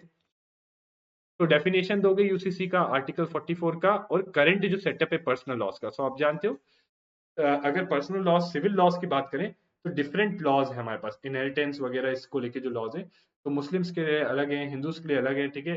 हर किसी के लिए अलग जो है उनके पर्सनल लॉज है, राइट। तो एक यूनिफॉर्म लॉ नहीं है। तो क्रिमिनल लॉ जो है, चाहे आप मुस्लिम हो, हिंदू हो, कोई भी रिलीजन के हो, ठीक है, सब एक यूनिफॉर्म है। बट सिविल लॉज में जो है यूनिफॉर्म सिविल कोड नहीं है, राइट। जो कॉमन लॉज नहीं है सबके लिए। So that's why we need this, okay. तो आपको यहाँ पे ब्रीफ में बताना भी पड़ेगा फॉर यूसीसी। सो यूसीसी के बहुत सारे जस्टिफिकेशन हैं, राइट। एक तो यही बता सकते हो, जेंडर इक्वालिटी, राइट, जिस कॉन्टेक्स्ट में इसको डिस्कस किया जा रहा था। बट आगे जाके आपको बताना पड़ेगा कि क्या फैक्टर्स इनहिबिट कर रहे हैं। तो फैक्टर्स में ये बताओ कि there is lack of consensus over the idea, right. So क्या एक्चुअली इस आइडिया के ऊपर कंसेंसस है सोसाइटी में? तो अभी सोसाइटी में इसके ऊपर कंसेंसस नहीं है, पॉलिटिकल भी नहीं है कंसेंसस, सोशल कंसेंसस भी नहीं है, ठीक है। फिर एग्जैक्ट फॉर्म क्या होगा यूसीसी का, उसके रिगार्डिंग क्लैरिटी नहीं है कि एग्जैक्ट क्या फॉर्म लेगा। कि या तो मतलब एक ऐसा होगा कि कुछ मतलब एक कॉमन लॉ होगा हर चीज को लेके, और कुछ एस्पेक्ट्स में वेरिएशन होगा, या फिर बस एक ही लॉ होगा, ठीक है। फिर conflict with right to religion in certain areas, कुछ एरियाज में इनफैक्ट कई लोगों ने इसी बेसिस पे चैलेंज किया यूसीसी को कि it conflicts with right to religion, ठीक है। then there is opposition, right, with from religious bodies and pressure groups, ठीक है। एंड देन पॉलिटिकल विल भी एक इशू है, वोट बैंक पॉलिटिक्स, ये सब जो है इसके कारण पॉलिटिकल विल इतना बिल्ड नहीं हो पाता, right. Conclusion, you could say that this is a sensitive issue, this is a sensitive issue. so we need to evolve consensus, right। so ऐसी चीजों में तभी तो देखो डीपीएसपी में क्यों रखा है इसको, क्योंकि उस टाइम भी जो मेकर्स ऑफ कॉन्स्टिट्यूशन थे उन्होंने रियलाइज किया कि अगर इसको अभी एकदम सब पे अगर हम इन्फोर्स कर देते हैं यूसीसी और सबके ऊपर थोप देते हैं, so it might create some adverse reaction, और यूनिटी और इंटीग्रिटी को थ्रेट कर सकता है, राइट। जबकि यूसीसी हमें चाहिए यूनिटी और इंटीग्रिटी के लिए ही, ठीक है। तो that's why we need to implement it gradually, और धीरे धीरे जैसे जैसे कंसेंसस आता जाएगा, तब फाइनली जब कंसेंसस बिल्ड हो जाएगा तब जो है इसको इम्प्लीमेंट करें, ठीक है। इन द मीन टाइम क्या कर सकते हैं, बट इसका मतलब ये नहीं कि मीन टाइम में हम जो है चीजें इग्नोर कर दें। जो एग्जिस्टिंग पर्सनल लॉज हैं उनको रिफॉर्म करते रहें, ताकि जेंडर जस्टिस और इक्वालिटी जो है प्रमोट होती है, ठीक है। तो this is how you conclude, you से कि हाँ देखो, अभी हम ऐसे सोसाइटी पे फोर्स नहीं कर सकते, otherwise it would lead to adverse reaction. But इसका मतलब ये नहीं कि हम चुपचाप बैठे रहेंगे। आप बोलोगे कि इसका मतलब ये है कि आपको पर्सनल लॉज में जो है रिफॉर्म्स प्रमोट करने चाहिए, ठीक है। Now let's move on to some other questions. Now again, ये क्वेश्चंस में ज्यादा डिस्कस नहीं करें, क्योंकि ये कहीं ना कहीं स्पेशली करंट ओरिएंटेड थे। तो इसमें आपको ज्यादा कुछ स्टैटिक था ही नहीं, तो अगेन अभी इसका डिस्कस करूंगा तो ये रेलेवेंट नहीं रहता, ठीक है।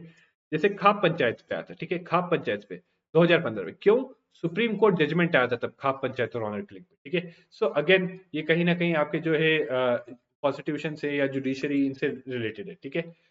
नेक्स्ट है right to clean environment, article 21। आप देख रहे हो आर्टिकल 21 इज समथिंग जिसपे हाई प्रोबेबिलिटी है क्वेश्चन आने का। आर्टिकल 21, आर्टिकल 19 यू कुड से दे आर रिपीटेड थीम, कि जो है राइट्स नए आते जा रहे हैं, ठीक है। तो constitute in the light of article 21, आपको डिस्कस करना है ये कि right to clean environment intel legal regulation of burning of crackers during Diwali. Discuss in light of article 21 of the constitution and judgement of apex court. और उसी time पे supreme court का judgement आया था 2015 में on ban of crackers, right. और देखो trend देख रहे हो, प्राइवेसी पे जजमेंट आया तो प्राइवेसी को लेके क्वेश्चन पूछ लिया, यहाँ पे बैन ऑफ क्रैकर्स पे आया उसको लेके, हाफ्स पे जजमेंट आया उसको लेके। तो अगर फंडामेंटल राइट से रिलेशन में कोई भी जजमेंट आता है सुप्रीम कोर्ट का, मेजर जजमेंट आता है, मेजर जजमेंट, राइट, तो और उसको लेके बड़ी कंट्रोवर्सी या कुछ होता है, सो वो जजमेंट आपको अपने एग्जाम के लिए पढ़ना बहुत इंपॉर्टेंट हो जाता है, ठीक है। Now, next is what do you understand by concept of freedom of expression? Right? Discuss, does it cover hate speech also? Why do films in India stand on different plane from other?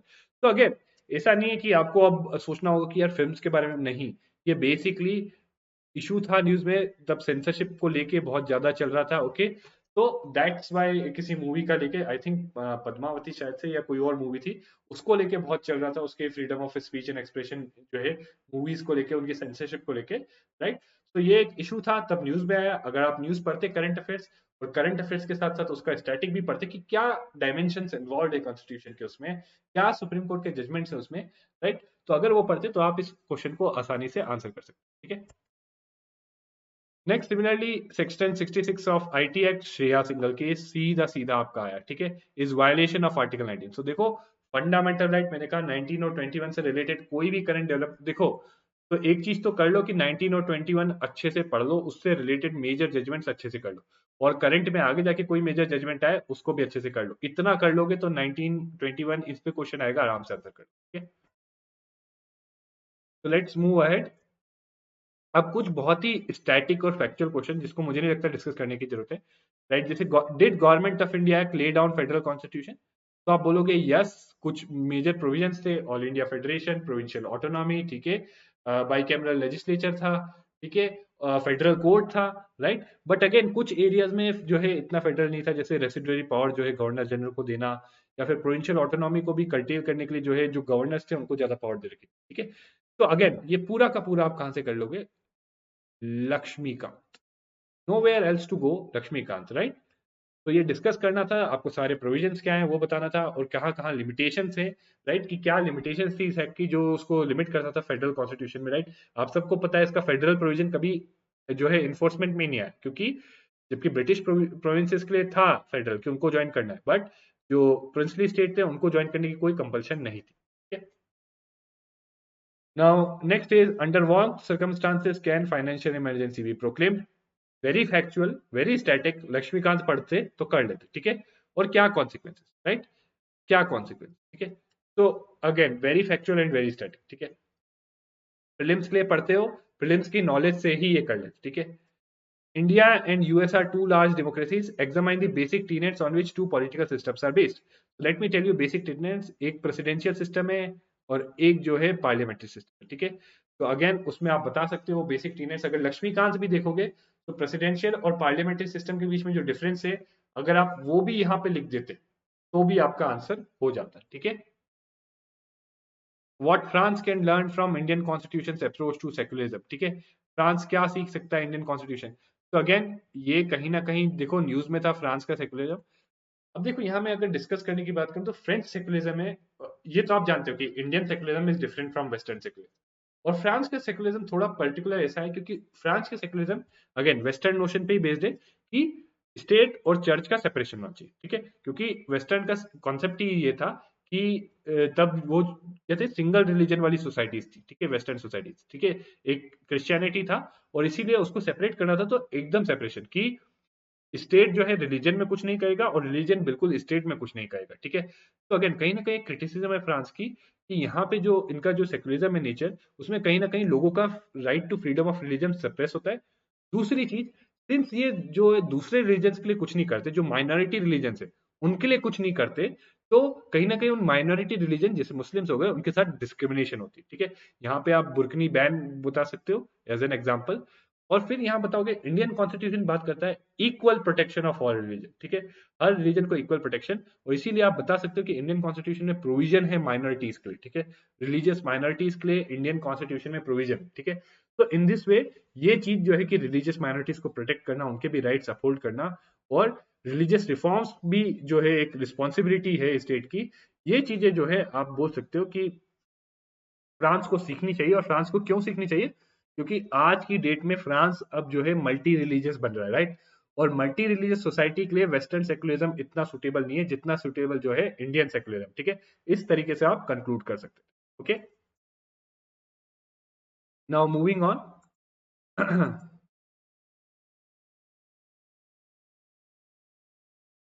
Just a second.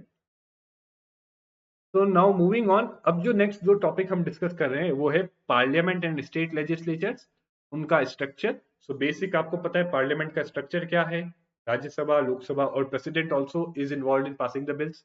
उनकी functioning कैसे होती है, कैसे bills वगैरह सब लक्ष्मीकांत में दे रखा है। ठीक है, कैसे वो बिजनेस कंडक्ट करते हैं। ठीक है, पावर्स प्रिविलेजेस क्या होती है, इनफैक्ट फंक्शनिंग, और इसमें कमिटीज भी आ जाती है उनकी। ठीक है, और क्या issues, so now this area is important कि इश्यूज क्या है, राइट, स्ट्रक्चर में इश्यूज क्या है। जैसे आप देखोगे आगे एक क्वेश्चन है कि राज्यसभा इज ए स्टेपनी, तो वो स्ट्रक्चर को लेके इशू है। ठीक है, या एक क्वेश्चन देखोगे कि इंडिविजुअल पार्लियामेंटेरियंस का रोल रिड्यूस हो गया, तो वो उसकी फंक्शनिंग को लेके इशू है।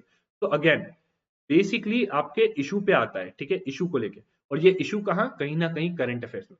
एंड अगेन देखो एक चीज मैं बोलूंगा यहाँ पे, जब नोट्स बनाओ तो देखो ये वाला पार्ट जो आपका है, ये वाला पूरा पार्ट, ये तो लक्ष्मीकांत से कवर हो जाएगा। इनफैक्ट लक्ष्मीकांत में कुछ इश्यूज भी दे रखे हैं, बट ये वाला पार्ट इश्यूज अराइजिंग, इस पे एक सेपरेट नोट बनाना अच्छे से डिटेल में, और करंट अफेयर में कोई इशू आता है तो उसको सेपरेटली इसमें लिख के रखना। ठीक है, next is structure, organisation, functioning of executive and judiciary, ministries, departments of the government. So देखो यहाँ पे मेनली जुडिशरी को लेके ही क्वेश्चन आए, एग्जीक्यूटिव को लेके बहुत ही कम क्वेश्चन आए। ठीक है, एग्जीक्यूटिव को लेके बहुत ही कम क्वेश्चन आए। ठीक है, मेनली जुडिशरी के अराउंड जो है। ठीक है, and next one is separation of power. In fact judiciary और सेपरेशन ऑफ पावर वाले क्वेश्चन हम कहीं ना कहीं कंबाइन कर लेते हैं।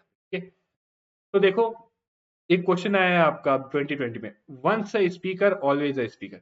Now this is relating to functioning of the parliament. Okay, parliament की फंक्शनिंग, और उसमें एक इशू है, या स्ट्रक्चर को भी लेके बोल सकते हो कि एक इशू है कि जो स्पीकर का ऑफिस है इंडिया में, तो इंडिया में ये कन्वेंशन नहीं है once a speaker always a speaker. और ये देखो क्यों आया, क्योंकि बेसिकली देखा गया है, चाहे एंटी डिफेक्शन लॉ हो या चाहे पार्लियामेंट की प्रोसीडिंग्स को जो कैसे हैंडल करना हो, उसमें कई बार जो स्पीकर है उस पर कई बार जो है, आपने अगर न्यूज देख रहे होगे उस टाइम पे, तो बेसिकली कई बार एलिगेशंस आई या इस टाइप की एक कहीं ना कहीं डाउट आया कि स्पीकर बायस्ड वे में फंक्शन कर, तो उस चीज को लेके पूछा। नाउ आपको पता होना चाहिए, अगर लक्ष्मीकांत पढ़ोगे तो ये प्रिंसिपल आपको पता होगा। ये प्रिंसिपल है यूके में, राइट। और इस प्रिंसिपल में दो चीजें हैं। पहली चीज, एक बार कोई स्पीकर इलेक्ट हो जाता है तो वो अपनी पॉलिटिकल पार्टी से रिजाइन कर देता है। तो और दूसरी चीज कि वो इलेक्ट होने के बाद पॉलिटिकल पार्टी से रिजाइन कर देता है। दूसरी चीज में यह है कि जब वो नेक्स्ट टाइम इलेक्शन लड़ता है तो वो उस जिस सीट पे खड़ा होता है उस सीट पे उसके अगेंस्ट कोई भी पॉलिटिकल पार्टी अपना कैंडिडेट फील्ड नहीं करती। अब आप पूछोगे ऐसा क्यों, why this kind of convention. तो ये convention is to ensure the neutrality, neutrality और यहाँ पे बोले objectivity, to ensure the neutrality और ऑब्जेक्टिविटी ऑफ द स्पीकर, आपका ये प्रोविजन है। ठीक है, नाउ तो इस तरीके से आपने एक्सप्लेन कर दिया कि ये once a speaker always a speaker, ये जो आपका कोट है या ये स्टेटमेंट है या ये जो प्रिंसिपल है, इसका मतलब क्या है और इसका इंपॉर्टेंस क्या है, राइट? तो do you think this practice should bring impart ऑब्जेक्टिविटीज?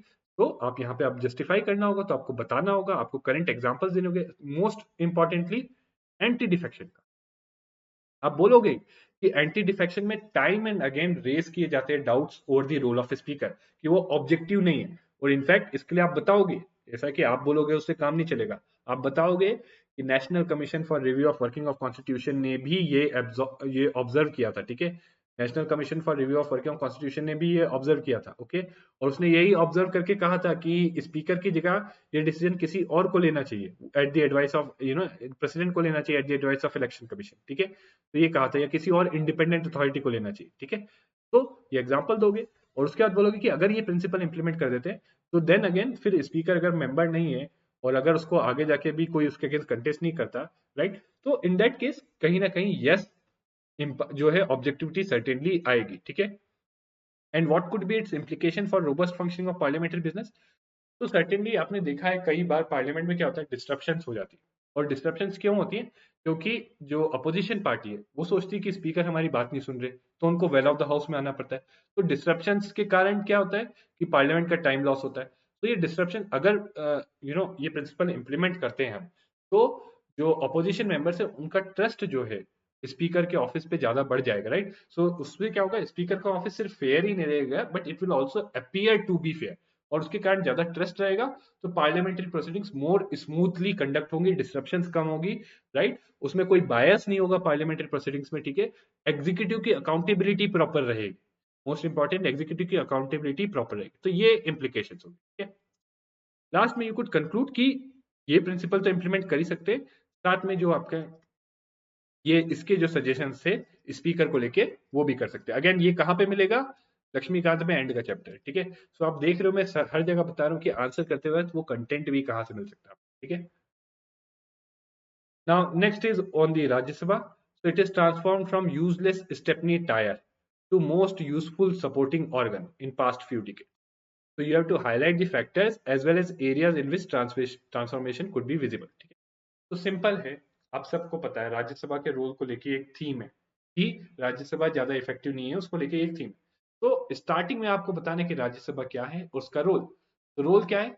एक तो representation of states, representation of states. एक रोल उसका क्या है कि it is house of elders. House of elders मतलब बेसिकली हाउस ऑफ विजडम, जो हेस्टी लेजिस्लेशन को चेक करता है। और एक और रोल क्या है उसका?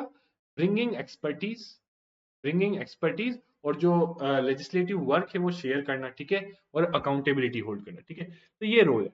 नाउ आप इसका ट्रांसफॉर्मेशन की बात करें तो क्या फैक्टर्स के कारण? Coalition politics. तो हमने देखा कोलिशन पॉलिटिक्स आया तो राज्यसभा में किसी एक पार्टी का डोमिनेंस नहीं, ठीक है?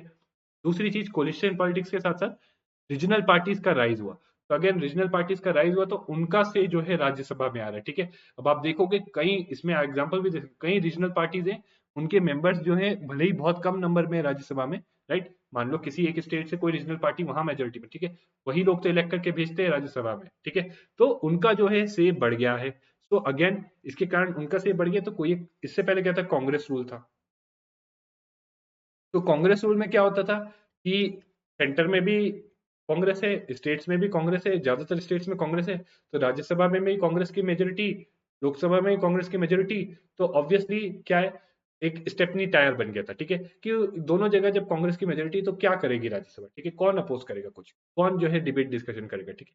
बट अब रीजनल पार्टीज आ गई तो ऑब्वियसली कांग्रेस नहीं, या इन जनरल बोल सकते हो कि बहुत सारी अलग अलग पार्टीज आ गई, तो डिबेट डिस्कशन जो है ज्यादा डीपर हो गया है। रिप्रेजेंटेशन ऑफ स्टेट्स का रोल है वो अब बहुत ज्यादा जो है उससे बढ़ गया है, राइट? जो रोल बोला था हमने रिप्रेजेंटेशन ऑफ स्टेट्स, वो ज्यादा बेटर बढ़ गया, ठीक है? अपोजिशन कई बार मेजोरिटी में, सो ये पीछे हुआ था कि अपोजिशन जो है मेजोरिटी में, तो इवन लोकसभा में जो है जो है सॉरी, ये नहीं बोलना चाहिए opposition majority, we should rather से कि अपोजिशन के पास भी काफी नंबर्स हैं राज्यसभा, ठीक है? अपोजिशन के पास अगेन ज्यादा नंबर्स है, तो अगेन कई बार कई बिल्स जो हेस्टिली पास करने की कोशिश की है वो राज्यसभा में जो है उसको रोक लिया गया है, ठीक है? बाकी इसके अलावा आप कॉन्स्टिट्यूशनल पावर्स तो बता ही सकते हो कि कॉन्स्टिट्यूशनल पावर्स हैं ही राज्यसभा के पास, वो भी हाईलाइट कर सकते हो। नाउ एरियाज जहाँ पे विजिबल है चेंज लेजिस्लेशन में, तो लेजिस्लेशन में इसका इफेक्टिव रोल है, गवर्नमेंट को अकाउंटेबल होल्ड करने में रोल है। You have to give example here. Legislation में कोई लॉ का आप बोल सकते हो कि आधार बिल जब गया था तो उसको, बट अगेन आधार तो मनी बिल के थ्रू बाईपास कर लिया गया था, ठीक है आपका। तो आपको कुछ और लेजिस्लेशन के एग्जांपल्स देने पड़ेंगे जो लोकसभा ने हेस्टिली पास किए, बट राज्यसभा में उसमें ज्यादा डिस्कशन हुआ या राज्यसभा ने उसको कमेटी को रेफर कर दिया, ठीक है। Government accountability, specialisation, deliberation and discussion, ठीक है। ओवरऑल इस सबसे प्रोडक्टिविटी क्या हुई, इंक्रीज हो गई, ठीक है। तो इस तरीके से आप बता सकते। कंक्लूड ऑन पॉजिटिव नोट की certainly Rajya Sabha has become an very important organ in upholding the accountability of executive and representation of state, ठीक है। इस टाइप से आप बोल सकते हो, ओके। नाउ नेक्स्ट है पार्लियामेंट पे individual parliamentarians role as national law maker is on decline which in turn has adversely impacted quality of debates and their outcome, ठीक है, ये डिस्कस करना। तो सिंपल है कि इंडिविजुअल पार्लियामेंटेरियन का रोल क्यों डिक्लाइन पे, ठीक है, ये बताना होगा, और कैसे वो क्वालिटी ऑफ डिबेट्स और उसके आउटकम को इम्पैक्ट कर रहा है, ठीक है। तो ऑब्वियसली आप पार्लियामेंट और उसके लॉ मेकिंग फंक्शन के बारे में बताओगे। पार्लियामेंट का obviously one of the most important function है लॉ मेकिंग, कि उसको जो है लॉज पास करते हैं, राइट। और लॉज पास करने के लिए क्या कई बार सिंपल मेजोरिटी चाहिए होती है, ठीक है। तो अब इसमें जो इंडिविजुअल पार्लियामेंटेरियन का रोल है उसके मल्टीपल रोल है, राइट। वो लॉ मेकिंग में क्या करता है, उसको डिबेट करता है, डिस्कस करता है, स्क्रूटनाइज करता है, और इंश्योर करता है कि पब्लिक कि जो, क्योंकि वो रिप्रेजेंट करता है, राइट। जो इंडिविजुअल पार्लियामेंटेरियन है वो लोगों को रिप्रेजेंट करता है, अपनी कॉन्स्टिट्यूएंसी को रिप्रेजेंट करता है। तो जो लोगों के इंटरेस्ट है, right, interest of public at large और जो डाइवर्स स्टेक होल्डर है उनके इंटरेस्ट को जो है वो जब लॉज बनाते वक्त जो है वो इंडिविजुअल पार्लियामेंटेरियन रिप्रेजेंट करता है, right. And contribute to improvement in legislation, right, ठीक है। तो ये चीज है। बट अगर आप यहाँ पे देखोगे, आप देखोगे कि एंटी डिफेक्शन लॉ जब से आया है तो पार्लियामेंटेरियन क्या कर सकता है, अपनी कंसाइंस के अकॉर्डिंग एक्ट नहीं कर सकता, ठीक है। उसको जो पार्टी बोलती है, पार्टी विप जो आता है वही करना पड़ता है। और कई बार पार्टी विप आता है वो कुछ और बोलता है, जबकि उसकी कॉन्स्टिट्यूएंसी का इंटरेस्ट कुछ और होता है। जैसे इस बार देखा जाए फार्म लॉ जब पास हुए तो कुछ एमपीज थे जिनकी कॉन्स्टिट्यूएंसी फार्मर्स ही है। अब फार्मर्स तो इधर अपोज कर रहे हैं, बट अगेन क्योंकि पार्टी लाइन उनको फॉलो करना था तो दे कुड नॉट उस पर ज्यादा वो अपोज नहीं कर पाए, राइट। तो उस पर इसलिए क्या होता है, फिर वो बस क्या हो जाता है, they are reduce to numbers because of anti defection. अब यहाँ पे सीधा सीधा मैंने बता दिया आपको, बट आपको हाईलाइट करना पड़ेगा कि एंटी डिफेक्शन में एक्चुअली क्या प्रोविजन है और कैसे वो प्रोविजन जो है उनकी फ्रीडम को करता है, आपको बताना पड़ेगा, राइट। सो एंटी डिफेक्शन के अलावा भी डिसरप्शन, क्रिमिनलाइजेशन, तो anti defection plus disruption, criminalisation, ठीक है। Increasing complexity of legislature, research support उनके पास लिमिटेड, ठीक है। तो पार्लियामेंटेरियंस एक्सपर्ट्स तो है नहीं, बट लेजिस्लेशन जो है साइंस टेक्नोलॉजी फील्ड ये सब फील्ड में, तो उसके लिए उनको रिसर्च सपोर्ट चाहिए, बट उतना रिसर्च सपोर्ट उनके पास है नहीं, राइट। कमिटी सिस्टम, तो कमिटी सिस्टम में भी ये लोग डीपली कंट्रीब्यूट कर सकते हैं, राइट, बट इतनी डीपली नहीं कंट्रीब्यूट कर पाए। Now use of brute majority, कई बार ब्रूट मेजोरिटी को यूज करके जो है लॉस पास कर दिए गए, ठीक है। And in general overall decline in parliamentary functioning and पॉसिटी of time. तो ये सारे फैक्टर्स जो है आप हर एक को हाईलाइट करते हैं, बट मेनली जो है इसमें एंटी डिफेक्शन, ठीक है। Now impact, second part impact है, poor quality, no debates, legislation pass without scrutiny. तो कई बार क्या होता है वो जाके जो है कोर्ट्स में चैलेंज हो जाते हैं, ठीक है। और एक्सेप्टेंस भी जो लेजिस्लेशन का कम है, ठीक है। जैसे फार्म लॉस, फार्म लॉस के अगेंस्ट क्यों, क्योंकि इतना ज्यादा डिबेट डिस्कशन के थ्रू पास नहीं हुए थे, ठीक है। तो example recent farm act, frequent amendments needed. कई बार क्या होता है कि एक्ट पास किया फिर उसमें इशू आया तो फ्रीक्वेंटली अमेंड किया जाए उसको, ठीक है, ये होता है। लास्टली कंक्लूजन या वे अहेड आपका होना चाहिए कि आपको कुछ सजेशन देना है, क्या करो। तो कुछ चीजें आप दे सकते हो, national commission for review of working of constitution ने क्या रखा है वो चीजें आप बताओ, कि minimum number of days fix करो पार्लियामेंट की फंक्शनिंग के लिए, सारे मेजर बिल्स जो है। तो एक चीज हमने देखी कमिटी सिस्टम में, यहाँ आपको फैक्ट देना पड़ेगा कि over a period of time हम देख रहे हैं कि कमिटी सिस्टम में बिल्स जो है कम जा रहे हैं कमिटीज को, ठीक है। तो आपको बोलना पड़ेगा, यहाँ national commission of review of working of constitution ने कहा है कि सारे मेजर बिल्स जो है कमिटी को रेफर किए जाए, ठीक है। Decriminalisation of politics, anti defection law में चेंजेस होना चाहिए, कि अभी एंटी डिफेक्शन लॉ में जो है हर केस में एप्लीकेबल है, तो ये रखना चाहिए चेंज कि ये बस मेजर इश्यूज में, जैसे नॉन नो कॉन्फिडेंस मोशन या कोई मेजर इशू है उसी में एंटी डिफेक्शन लॉ जो है अप्लाई करे। बाकी दूसरी एरियाज में जो इंडिविजुअल पार्लियामेंटेरियन है चाहे वो रूलिंग पार्टी का हो, उसको अपने कंसाइंस के अकॉर्डिंग जो है बोलने का और जो है उसको वोट देने का जो है राइट होना चाहिए, ठीक है। नाउ अगेन देखो सिमिलर थीम पे, similar role of individual MPs diminished over years as a result of As a result, healthy constructive debates on policy issues are not usually witnessed. How far can this be attributed to anti-defection and which was legislated with different intention? तो ये question थोड़ा different है. देखो ये question mainly individual parliamentarian के role पे. तभी हमने एंटी डिफेक्शन के साथ ये सारे जो रूल्स बताए, ठीक है. बट ये क्वेश्चन मेनली एंटी डिफेक्शन का एक एडवर्स इम्पैक्ट है उस पे है. तो यहाँ पे स्टार्ट करोगे एंटी डिफेक्शन क्यों लाए, राइट. अगेन या चाहे तो आप एंटी डिफेक्शन या चाहे तो इंडिविजुअल एमपी के रोल के उससे भी स्टार्ट हो सकते हो, राइट. तो इंडिविजुअल एमपी का रोल क्या होता है? रिप्रेजेंटेशन, अकाउंटेबिलिटी और कंट्रीब्यूटिंग टू लेजिस्लेचर. और ये कैसे करते हैं? डिबेट, डिस्कशन, वोटिंग के थ्रू, राइट. ये एक तरीका हो सकता है. एक तरीका हो सकता है कि एंटी डिफेक्शन से स्टार्ट करो कि एंटी डिफेक्शन लाए तो थे इस इंटेंट से कि आयाराम गयाराम फेनोमेना को हम रिस्ट्रिक्ट करेंगे. बट रियलिटी में क्या हो रहा है? रियलिटी में ये हो रहा है कि एक्चुअली इसने क्या है, डिसेंट और जो डिफेक्शन में अंतर नहीं करता. तो जो इंडिविजुअल एमपीज है उनकी फ्रीडम ऑफ स्पीच और एक्सप्रेशन को रिस्ट्रिक्ट कर रहा है, ठीक है. तो इस तरीके से इंडिविजुअल एमपीज अपने जो डाइवर्स रूल्स है वो अच्छे से नहीं फॉलो कर पा रहे. वो बस पार्टी के पपेट्स बन जा रहे हैं या मेयर नंबर्स में रिड्यूस हो जा रहे हैं, ठीक है. तो रैशनल बताओगे एंटी डिफेक्शन का, इट्स की प्रोविजंस इन ब्रीफ, ठीक है. देखो एक ही तरीका नहीं हो सकता, कई बार मल्टीपल वेज भी हो सकते हैं आंसर को स्ट्रक्चर, ठीक है. तो so the role has diminished due to anti defection, right. बाकी उसके बाद फिर अदर फैक्टर्स भी बताओ, राइट. यहाँ पे ऐसा नहीं है सिर्फ एंटी डिफेक्शन, अदर फैक्टर्स भी बताओ, ठीक है. एंड लास्टली वे अहेड आप चेंजेस टू एडीएल बताओगे और अदर रिफॉर्म्स इन पार्लियामेंट जो हमने पीछे डिस्कस किए, राइट. इसलिए मैं इसको डिटेल में नहीं.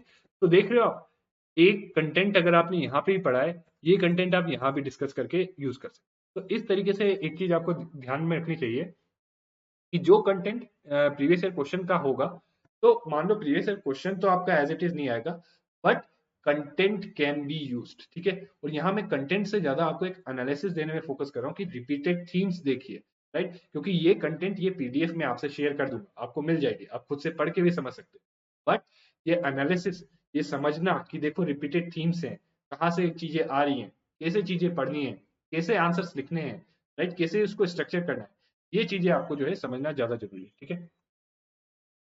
Just a second. तो अब अगला क्वेश्चन देखते हैं. तो next question is on parliamentary committees, right. तो अगेन इसमें अगर आप लक्ष्मीकांत पढ़ोगे तो बेसिक आइडिया बता रखा है कि कमिटीज क्यों होती है, राइट. और उसमें स्पेसिफिकली आपको रोल ऑफ एस्टिमेट्स कमिटी बताना है. तो देखिए दो एस्पेक्ट्स हैं इस क्वेश्चन के. पहला है कि कमिटी का यूटिलिटी क्या है, क्यों यूजफुल मानी जाती है. और दूसरा है रोल ऑफ एस्टिमेट. और देखो रोल ऑफ एस्टिमेट कमिटी के लिए तो आप लक्ष्मीकांत में जो दे रखा है वो पढ़ोगे. बट अगेन इसका मतलब ये नहीं है कि आप सारी कमिटीज का रोल याद करने लग जाओ. देखो तीन मेजर है: public accounts committee, estimates committee और कमिटी ऑन पब्लिक अंडरटेकिंग, ठीक है. ये तीन मेजर कमिटी है. इसके अलावा और जो है departmentally related standing committees, right. तो ये कुछ मेजर कमिटीज है जिनके ऊपर क्वेश्चन आने की प्रोबेबिलिटी बहुत ज्यादा है. तो इन कमिटीज को लक्ष्मीकांत में जब पढ़ो तो प्रिलिम्स पर्सपेक्टिव से तो जो फैक्ट्स वगैरह जो उसके पॉइंट्स होते हैं, कितने मेंबर्स वगैरह, ये तो याद रखना है. बट मेंस पर्सपेक्टिव से भी देखना है कि उनका रोल क्या होता है, फंक्शनिंग कैसी होती है, ठीक है. तो सिंपली आप पार्लियामेंट्री कमेटी और टाइप्स ऑफ कमेटी ब्रीफ में बता दीजिए, ठीक है. बहुत वेरियस टाइप्स की होती है. फिर यूटिलिटी और यूजफुलनेस ऑफ कमेटी. तो यूजफुलनेस में आप बहुत सारी चीजें बता सकते हैं. देखो एक तो क्या है, बहुत सारा जो है लिमिटेशन है पार्लियामेंट पे, ठीक है. पार्लियामेंट के पास इतना टाइम नहीं होता कि वो हर मैटर को जो है डिटेल में डिस्कस कर सके, ठीक है. तो टाइम का लिमिटेशन है. तो उस टाइम के लिमिटेशन को ओवरकम करने के लिए हमारे पास कमेटी. इसलिए कई बार आप देखते हो कोई बिल है जिसपे ज्यादा स्क्रूटनी चाहिए तो उसको कमेटी को रेफर कर देते हैं, ठीक है. दूसरी चीज, जब एक कमेटी बार बार एक ही एरिया को हैंडल कर रही है, ठीक है, तो उसकी एक्सपर्टीज बन जाती है. तीसरी चीज, पार्लियामेंट्री प्रोसीजर्स बड़े रिजिड होते हैं, ठीक है. इतनी फ्लेक्सिबिलिटी नहीं अलाउड है पार्लियामेंट्री प्रोसीजर जितनी कमिटीज में अलाउड होती है, ठीक है. और साथ में ये देखो कि पार्लियामेंट में जब डिबेट डिस्कशन होता है वो बहुत पॉलिटिसाइज्ड और चार्ज एटमॉस्फेयर में होता है, ठीक है. तो वहां एक फेयर डिस्कशन, जो फ्री और फ्रैंक डिस्कशन नहीं हो पाता, ठीक है. तो इसीलिए कमिटीज में क्या होता है, कमिटीज में इतना पॉलिटिसाइज्ड और चार्ज एटमॉस्फेयर नहीं होता, ठीक. तो इन लिमिटेशंस को ओवरकम करने में हेल्प करती, तो इसीलिए यूजफुल है. इसके साथ साथ it also ensures better scrutiny, right. इनकी रिपोर्ट्स जैसे जो भी लॉज वगैरह उस पर जो कहते हैं ना कि बिल्स आए हैं उस पर रिपोर्ट दे, राइट. रिपोर्ट इंश्योर की इन्फॉर्म डिबेट हो उस बिल पे, ठीक है. क्योंकि नॉर्मली पार्लियामेंटेरियंस खुद से तो लेमैन होते हैं, ठीक है. तो अगेन एक कमिटी उस पर डिटेल में जाती है, एक्सपर्ट्स को बुला के उनसे कंसल्टेशन करती है, राइट. ये सब करके एक इन्फॉर्म डिबेट इनेबल करती है. तो इन्फॉर्म डिबेट का फायदा क्या होता है कि जो लॉज जो जनरली इन्फॉर्म डिबेट के साथ बनते हैं, they are more they are considered to be better, ठीक है, क्योंकि उसमें हर पर्सपेक्टिव जो है कंसिडर किया जाता है, और वो जनरली देखा गया कि वो ज्यादा एक्सेप्टेबल होते हैं। और अगर कोई लॉ बिना डिबेट डिस्कशन के आपके आता है, तो अगेन उसको, जैसे मैंने आपको पहले बताया कि ऐसे लॉज को नॉर्मली चैलेंज कर दिया जाता है सुप्रीम कोर्ट में, या उसमें कई फ्लॉज या लूप होल्स हो जाते हैं, ठीक है। तो and it also helps build consensus, expertise and consultation, ठीक है। तो ये सारे पॉइंट थे, very general points, right. And then फिर आप आ जाओ रोल ऑफ एस्टिमेट्स कमिटी। तो एस्टिमेट्स कमिटी के बारे में ब्रीफ में बताओगे कि कब बनी थी, कितने मेंबर्स, क्या। फिर उसके फंक्शन या रोल बता दो कि examine the estimates included in budget, suggest economies in public expenditure. वही सारे पॉइंट जो आप लक्ष्मीकांत में देखते हो, ठीक है। तो आप देख रहे हो कि लक्ष्मीकांत कितना इंपॉर्टेंट सोर्स हो जाता है आपके एग्जाम के एक मेजर चंक के लिए, इसीलिए प्लीज उसको इग्नोर नहीं करना है, ठीक है। And also mention some limitations, right. ऐसा नहीं है कि कमिटी जो है मतलब एकदम परफेक्ट है, राइट। आपको डिस्कस करना है, तो कुछ लिमिटेशंस भी है एस्टिमेट कमिटी की। ये पोस्टमार्टम वर्क करती हैं, they are advisory, limited role, ठीक है, लैक ऑफ सीएजी का असिस्टेंस। तो इनफैक्ट अगर आप यहाँ पे बोलना चाहो तो national commission for review of working of constitution ने क्या बोला था कि नीड ही नहीं है, राइट। सो देखो, वैसे नॉर्मली आप खुद से ऐसा नहीं बोल सकते, बट अगर एक कमीशन बैठी थी जिसने इसको एनालाइज करके बोला नीड नहीं है, तो आप वो जरूर कोट कर सकते हो, ठीक है। अगला है साइमल्टेनियस इलेक्शंस पे। तो ऑब्वियसली समथिंग करंट अफेयर्स में न्यूज में था, ठीक है। तो आप समझ सकते हो कि इतना करंट अफेयर्स न्यूज में था, तो इस पे क्वेश्चन आना तो बनता था, ठीक है। तो अगेन यहाँ पे फिर से मैं बोल रहा हूँ, करंट अफेयर्स में ऐसे जो मेजर इश्यूज होते हैं या जो मेजर चेंजेस वाली चीजें आती हैं पॉलिटी में, राइट, उनको बहुत अच्छे से पढ़ना है, उन पे अच्छे से उनके हर एस्पेक्ट के लिए एक फ्रेमवर्क क्रिएट करना है। मान लो साइमल्टेनियस इलेक्शन ही बड़ा न्यूज में चल रहा है, तो मैं ऐसा करूंगा कि साइमल्टेनियस इलेक्शन के लिए एक फ्रेमवर्क क्रिएट करूंगा कि क्या है साइमल्टेनियस इलेक्शन, भाई क्यों कह रहे हैं कि साइमल्टेनियस इलेक्शन लाया जाए, या ये देख सकते हो क्या बेनिफिट्स हो सकते हैं। बट दूसरी तरफ कि क्या चैलेंजेस है साइमल्टेनियस सिलेक्शन लाने में, या क्या ड्रॉबैक्स हो सकते हैं, ठीक है। तीसरी तरफ वे अहेड, राइट, कि चैलेंज है तो कर क्या सकते हैं, कि कैसे साइमल्टेनियस सिलेक्शन जो है लाया जा सकता है या क्या कर सकते हैं, ठीक है। तो इस टाइप से मैं एक फ्रेमवर्क बना लूंगा, फिर जितना भी मैं आर्टिकल पढ़ूंगा, जो भी पढ़ूंगा, सब जो है उस फ्रेमवर्क में मैं पुट करते जाऊंगा, ठीक है। तो डिस्कस करना है सिंपल कि simultaneous election to Lok Sabha and state assemblies will limit the amount of time and money spent in election.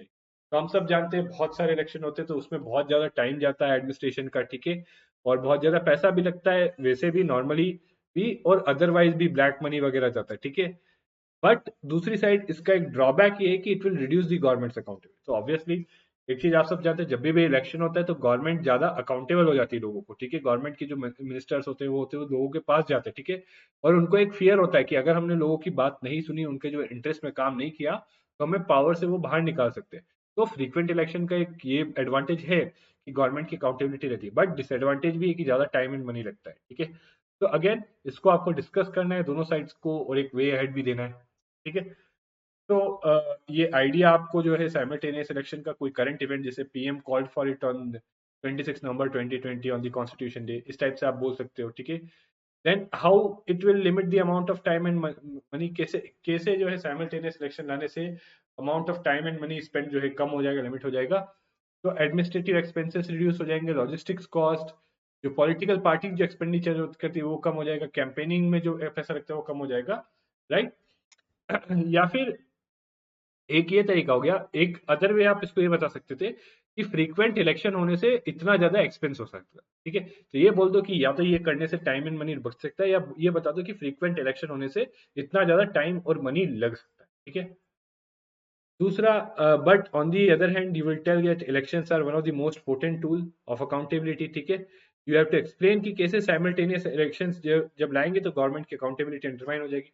तो इसमें बताओगे आप कि मान लो एक बार कोई जो है पॉलिटिकल पार्टी इलेक्ट हो गई, ठीक है। अब उसे पता है साइमल्टेनियस इलेक्शन में हम पॉलिटिकल पार्टी को लाए, अब उसे पता है कि मुझे 5 साल रहना है, right, that political party has to stay 5 years, और अगर मान लो 2.5 ईयर दूसरा प्लान अडॉप्ट करे, तो जितना भी टाइम, तो उसे पता है कि अभी इलेक्ट हो गए, मेरे पास इतना टेन्योर तो है।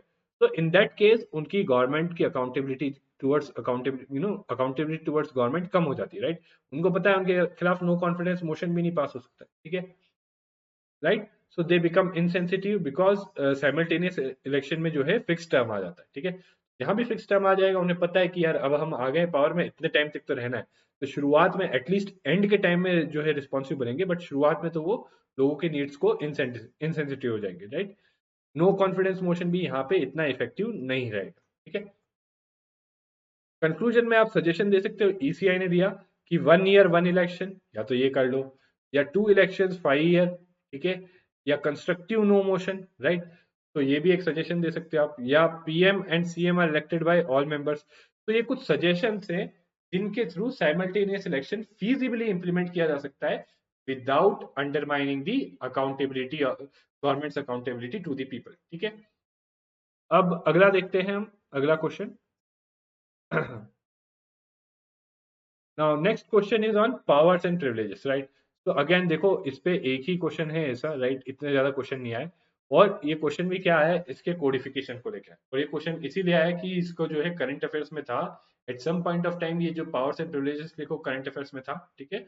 I am not remembering, but किसी स्टेट के लेजिस्लेचर ने जो है प्रिविलेजेस को यूज करके कोई जर्नलिस्ट के अगेंस्ट एक्शन लिया, राइट। ये पहले भी हो रखा है, ठीक है। तो ये करंट अफेयर्स में इसलिए था, और इसके इसको लेके जब फिर डिबेट शुरू हो गया कि जो पावर्स प्रिविलेजेस हैं दे शुड बी कोडिफाइड, क्योंकि जब तक अनकोडिफाइड और अनएनिमरेटेड रहेंगे तो दे लीव अ क्या है कि काफी जो है उनका मतलब जो है मिसयूज हो सकता है, राइट।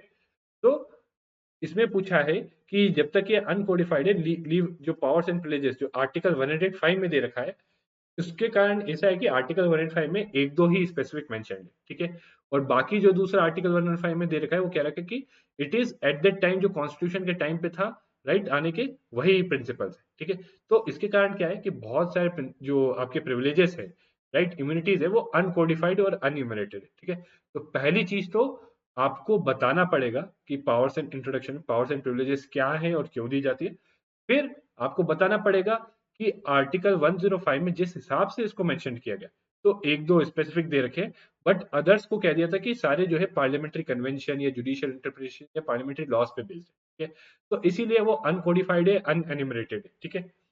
तो ऑब्वियसली इसका इम्प्लीकेशन क्या है, the absence of codification opens up threat of misuse. जैसे तमिलनाडु असेंबली ने 2013 में एक जर्नलिस्ट को, जो द हिंदू का जर्नलिस्ट जो आप पढ़ते हो, उसको पनिश किया था for criticising the chief minister, ठीक है। कि तमिलनाडु के चीफ मिनिस्टर को उसने क्रिटिसाइज कर दिया, तो उसको पनिश कर दिया, ठीक है। तो अगेन, तो आई होप आप समझ रहे होगे, यहाँ पे आप इस तरीके से एक्सप्लेन करोगे। उसके बाद you have to assess the reasons for absence of legal codification of parliamentary privileges and how can this problem be assessed. तो रीजंस में हमने यही बताया कि आर्टिकल 105 जिस टाइप का है और जहां से ये सोर्सेस है, मेनली जो सोर्सेस है उसके कारण, ठीक है। तो various sources based on convention, not many cases of misuse, इसलिए अभी तक जो है इसको कोडिफाई करने का सोचा नहीं गया। और एक और इम्पॉर्टेंट एस्पेक्ट है कि कई लोग सोचते हैं, जो एक काउंटर आर्ग्यूमेंट देते हैं अगेंस्ट कोडिफिकेशन, कि कई लोग सोचते हैं कि अगर इन प्रिविलेजेस को कोडिफाई कर दिया तो बाद में ऐसा हो सकता है कि कुछ ऐसी चीजें हों जो पार्लियामेंट, जो मतलब जो वायलेट करे पार्लियामेंट की फंक्शनिंग को हैम्पर करे। बट अगेन, तब प्रिविलेजेस में वो नहीं नहीं आए, ठीक है, आगे जाके फ्यूचर में। तो इसलिए कोडिफिकेशन कहीं ना कहीं मतलब एज अ ड्रॉबैक भी एक्ट कर सकता है। It could undermine the functioning of parliament, ठीक है। तो वे अहेड हमेशा हम इसकी हेल्प लेंगे। और ये लक्ष्मीकांत में इसीलिए आपको ऐसे ही नहीं दिए, national commission for review of working constitution chapter, उसको अच्छे से पढ़ना है अगर आपको मेंस को अच्छे से करना है, ठीक है? और ऐसा नहीं है, इसकी भी बहुत सारी रिकमेंडेशंस दे रखे, बट जो रेलिवेंट है, जो एक किसी स्टैटिक पार्ट से डायरेक्टली रिलेट करती है, राइट, ये जो रेलिवेंट है उन्हीं को हमें उठाना, ठीक है। तो national commission of review of working constitution ने कहा है कि the privileges should be defined and delimited, right. अगर पार्लियामेंट को अच्छे से फंक्शन करना है फ्री एंड फेयर मैनर में, तो प्रिविलेजेस को क्लियरली डिफाइन कर दो और डिलिमिटेड कर दो, ठीक है। नेक्स्ट है, अब हम एग्जीक्यूटिव वाला पार्ट था, तो प्रेसिडेंट आ जाता है एग्जीक्यूटिव में। तो president's delay in commuting death sentence, so again it was something of current affairs, ठीक है। मैं ज्यादा डीप में नहीं जाना चाहता, ओके। देखिए, वैसे तो हम कह रहे मतलब नॉर्मली 5 इयर्स करना चाहते हैं, but for the purpose of detailed analysis मैंने आपको ऑलमोस्ट 2013 से सारे मेजर जो है करा दिए, ठीक है। 2013 से ही मैंने कराऊँ, ठीक है। तो अगेन, president's delay in commuting death sentence, ये एक ऐसी चीज थी जो करंट अफेयर्स न्यूज में थी, ओके, राइट। और उसी के बेसिस पे जो है आपका ये क्वेश्चन आया, right. So it says instances of president's delay in commuting death sentence has come under public debate as denial of justice, right. तो इसमें सुप्रीम कोर्ट ने भी कहा था कि अनड्यू अननेसेसरी डिले जो अगर आप डेथ सेंटेंस में कर रहे हो, then that's a violation of article 21।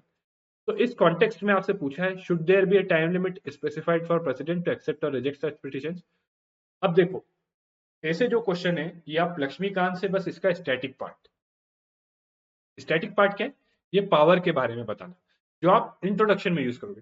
But should there be a limit, क्या ऐसा होना चाहिए, ऐसे आपने पीछे भी क्वेश्चन देखे ना कि डू यू एग्री, ये तो ये पार्ट आपका करंट अफेयर्स से आएगा, राइट। करंट अफेयर्स में जब आप आर्टिकल्स पढ़ोगे तो किसी भी चीज पे डिबेट होता है, तो आपको उस डिबेट में हर साइड के, दोनों साइड के पॉइंट ऑफ व्यू देखने हैं कि फॉर क्या बोल रहे हैं और अगेंस्ट क्या बोल रहे हैं, क्योंकि वही चीजें आप अपने आंसर में यूज करोगे। और जो भी वो बोल रहे हैं फॉर और अगेंस्ट, ऐसा नहीं कि सिंपली आप पॉइंट ले लो, उसके साथ आपको उसको सब्सटेंशिएट, उस पॉइंट को सब्सटेंशिएट करने के लिए कोई एग्जाम्पल, फैक्ट, डेटा जरूर चाहिए, ठीक है। That is what you have to need, ठीक है। तो बेसिक आर्टिकल 72 और power of president to commute sentence, तो ये आपको मिल जाएगा लक्ष्मीकांत से कंटेंट। फिर Shatrughan Chauhan case, so again ये केस तो अब आप बोलोगे कि यार लक्ष्मीकांत में नहीं दिया, कहाँ से पढ़ोगे। करंट अफेयर्स, अगर कोई न्यूज़पेपर पढ़ रहा होता उस टाइम पे, तो उस टाइम पे जब ये इशू अराइज हुआ था, तो इस इशू को लेके जो है सारे केसेस जो है डिस्कस किए जाते हैं एडिटोरियल्स वगैरह, ठीक? तो delay in such cases torture violates article 21, right. Inordinate delay entitles convict to commutation, ये भी सुप्रीम कोर्ट ने होल्ड किया था, ठीक है। तो ये रीजंस दे रहे हैं कि क्यों एक टाइम लिमिट होनी चाहिए, ठीक है। Nature of crime is relevant to delay, ठीक है। Tendency to avoid decision due to fear of political fallout, right. तो ये सब रीजंस हैं जिसके कारण डिले होता है। और हम देख रहे हैं ये ज्यादातर जो है रीजंस, जो ये सब क्या हाईलाइट करते हैं, कि ये हाईलाइट करते हैं कि yes there should be a limited time, ठीक है। निर्भया केस में हमने देखा था कि ये पिटीशन, ये जो है मर्सी पिटीशन वगैरह, इसको that would used as a delaying technique, ठीक है। तो इन सब के बेसिस पे हम कह सकते हैं, राइट, कि हम कंक्लूड कर सकते हैं that there should be a maximum time limit, like as supreme court has also suggested, right. As supreme court has also suggested कि अनड्यू डिले जो है it is violation of right, तो there should be some maximum time limit, ठीक है। तो moving on, let's see the next question. अब देखो executive पे देख रहे हो, एक क्वेश्चन पिछला है और एक क्वेश्चन ये आया, और ये भी काफी पहले आया है, ठीक है। अभी रिसेंट में एग्जीक्यूटिव पे इतने क्वेश्चंस नहीं आए, ठीक है। तो we could see that executive वाला पार्ट जो है आपका लेस प्रायोरिटी, ठीक है। नाउ ये वाला भी साइज ऑफ कैबिनेट लेकर क्वेश्चन आए थे, 2014 में आया था, ठीक है। 2014 में आप सबको पता है लोकसभा के इलेक्शन हुए थे, ठीक है। तो लोकसभा के इलेक्शन हुए थे, इलेक्शन होने के बाद कैबिनेट बनती है, तो इसीलिए आया कि साइज क्या होना चाहिए कैबिनेट का, ठीक है। तो हमेशा करंट अफेयर्स से क्वेश्चंस आपके रिलेटेड ही आते हैं, राइट। और कहीं ना कहीं जो स्टेट्स में भी इलेक्शन होते हैं तो साइज को लेके जो है वो होता रहता है। तो इसीलिए मैं फिर से एम्फेसाइज कर रहा हूँ, करंट अफेयर्स जो भी पढ़ो पढ़ो, ठीक है। बट हमेशा ट्राई करो कि वो आपके सिलेबस से किस एस्पेक्ट से रिलेट होता है, और जिस एस्पेक्ट से आपके सिलेबस से रिलेट होता है, वो मान लो आप ये पढ़ रहे थे तो आप रिलेट कर सकते थे इसको कि स्ट्रक्चर ऑफ एग्जीक्यूटिव, ठीक है, structure and functioning of executive, ठीक है। और उस एस्पेक्ट से रिलेट करके उसका स्टैटिक जरूर देखिए, ठीक है। Now size of cabinet should be as big as the governmental work justifies and as big as prime minister can manage, right. So दो चीजें, अगर वर्क ज्यादा है तो ज्यादा बड़ी होनी चाहिए, बट अगर बहुत ज्यादा बड़ी हो जाएगी तो प्राइम मिनिस्टर मैनेज नहीं कर पाएगा। तो कहीं ना कहीं ऑप्टिमल बैलेंस देख रहे हैं, ठीक है। तो ये पूछ रहा है how far efficacy of a government is then inversely related to the size of cabinet, discuss. तो ये डिस्कस करना है, आपको बताना होगा। तो अगेन ऐसा नहीं है, इंट्रोडक्शन आर्टिकल के साथ करना पड़ेगा, यूनियन काउंसिल ऑफ मिनिस्टर्स करके बताना पड़ेगा, ठीक है। फिर arguments for more size, division of work, more detailed scrutiny, control by ministers and representing diverse interest, right. तो ऑब्वियसली जितना बड़ा कैबिनेट होगा उतने जो डाइवर्स इंटरेस्ट आप रिप्रेजेंट कर पाएंगे, ठीक है। Just a second. तो आर्ग्यूमेंट्स फॉर साइज में जैसे रिप्रेजेंटिंग डाइवर्स इंटरेस्ट मैंने आपको बता दिया, ठीक है। इसके बाद मोर डिटेल्ड स्क्रूटनी, तो डिटेल्ड स्क्रूटनी, अब मान लो एक मिनिस्टर है, उसके पास एक कैबिनेट मिनिस्टर के अंदर 5-6 वो मिनिस्ट्रीज है, ठीक है। तो क्या वो उसको ढंग से देख पाएगा? नहीं। जबकि एक के पास एक ही मिनिस्ट्री है तो वो उसको ज्यादा बेटर वे में देख पाएगा, ठीक है। और कंट्रोल भी अच्छे से कर पाएगा, ठीक है।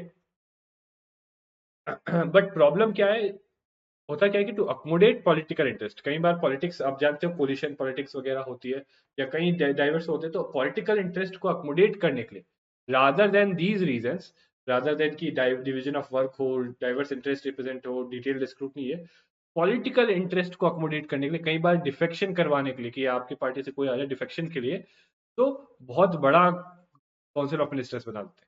तो ये it leads to problem of coordination and cooperation, right. And क्योंकि एक तो बहुत बड़ा हो जाएगा कोऑर्डिनेशन और कोऑपरेशन की प्रॉब्लम, प्लस जब दूसरी पॉलिटिकल पार्टी से मेंबर्स आप अपने कैबिनेट में लेते हो, तो उस पॉलिटिकल पार्टी का आइडियोलॉजी डिफरेंट है, आपका डिफरेंट है, तो कई बार आपने भी देखा होगा कि पॉलिटिकल क्लैश होता है, फंक्शनिंग सही से नहीं होती, ठीक है। तो overall you could say PM will not be able to control it properly, ठीक है। पीएम को डिफिकल्टी होगी उसको कंट्रोल करने में, राइट। तो 91st, ये भी बता सकते हो, 91st कॉन्स्टिट्यूशनल अमेंडमेंट एक्ट आया था which put a limit on council of ministers, ठीक है। तो इसके बेसिस पे आप बोल सकते हो कि certainly in a similar way there should be some limit on cabinet, right, कि बहुत ज्यादा बड़ी नहीं होनी चाहिए, otherwise it becomes counter productive, ठीक है।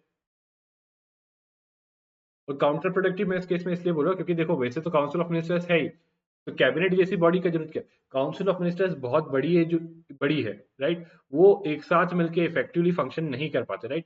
तभी उसमें से एक छोटी बॉडी निकाली कैबिनेट मिनिस्टर, जो कलेक्टिवली फंक्शन कर पाए ज्यादा इफेक्टिवली, ठीक है। नाउ ये है supreme court judgment on NJAC. Now देखो ये सेपरेशन ऑफ पावर में भी जा सकता है, और ये आपका जुडिशरी के रिलेटेड इश्यूज वगैरह में भी जा सकता है, ठीक है। मेनली सेपरेशन ऑफ पावर में डालोगे आप इसको, ठीक है।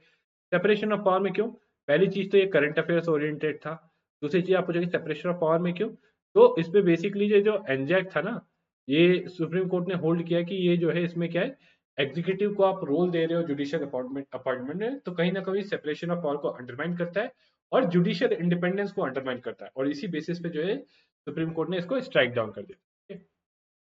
तो ऑब्वियसली आप बताओगे एनजैक के बारे में, what are the challenge to it, ठीक है, एनजैक और उसके चैलेंजेस के बारे में, ठीक है।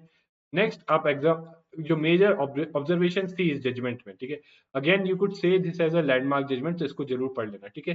तो जो मेजर ऑब्जर्वेशन थी और जजमेंट, सो सुप्रीम कोर्ट का जजमेंट जब भी आप देखो, उसमें what are the major observations, और क्या सुप्रीम कोर्ट ने अल्टीमेटली डिक्लेयर किया या अपहोल्ड किया, ये दो चीजें आपको बहुत क्लियरली पता होनी चाहिए, ठीक है।